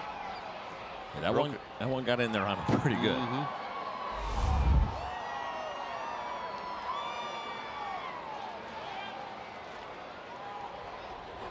Had one of the 5 Rangers hits in the 7th inning. Fouls this one back, the count 0-2. And I've said it more than once lately, but he has provided some pretty good at-bats at the bottom of the order lately for the Rangers. Didn't always end up in a base hit, but there's some pretty competitive at-bats. And I'd say he's having an impact. 2-strike pitch. A little high. No, I would agree, and I think that does go a long way with Anthony Iapoce, the hitting coach of the Rangers. Certainly with Jeff Bannister, you dig in a little bit. Yeah, numbers are great. You want guys to get hits, you want them to post up numbers, but you also look at the quality of the at-bats, the contact, putting up a fight against tough pitchers. That's certainly important as well, and I'd say that Drew Robinson has done that so far this year. And listen, came in good numbers as well as far as getting on base. Base hit right field for Robinson. And that is how you start a comeback in the 9th inning. Your 9th place hitter battles with a guy who has been crazy good against the Rangers in his career. Yeah, and the first hit that Osuna has allowed this season, and after Drew broke a bat, he does a nice job staying back on that pitch away. He's out front just a little bit, but did enough to get himself that base hit. That's a good battle with 2 strikes. So the perfect season for Osuna is over as he deals with his first base runner. Choo goes after that fastball, 0-1. Home run, a double today for Choo. He's driven in a couple. Lead man on here in the bottom of the 9th inning. Osuna's pitch. This is 1-1. So regular season and postseason combined for Osuna. He's never allowed a run to the Rangers. He's given up, well, that was the 4th hit. That's in 17 1/3 innings. So he has had a good deal of success against the Rangers. Now, there's some guys who would tell you that means the Rangers are doomed. That's absolutely right. Mathematically, it'd be very difficult to continue on that trajectory forever. Bouncer, first base. Oh, good snare at first by Smoke. Second one, and Gope back to first in time for the double play. Wow. 3-6-1. And with that, we'll pause for a word from our friends at Southwest Kia. We're so confident in our new car pricing that if I can't beat a new car Kia deal in Texas, I'm just going to give it to you. Well, I guess if you are going to continue on a hot trend as a pitcher, getting plays like that certainly will help. Wow. So it's going to be up to Gallo to restart this rally.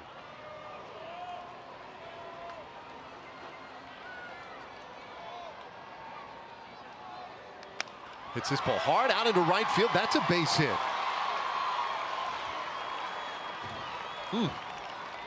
Two hits in the inning.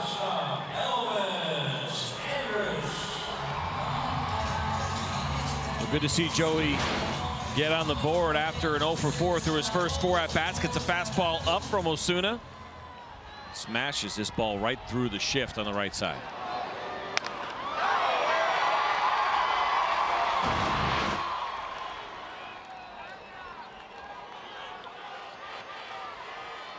Well, that gets the potential tying run into the on-deck circle. Andrus, though, has to find his way on. And he sends this one down the right field line, but foul. Both Elvis and Adrian Beltre, who's sitting on deck, 3 for 4 tonight, so 6 hits between them. Gotta get a little selfish. I'd like to see one more from each of them. Would be nice.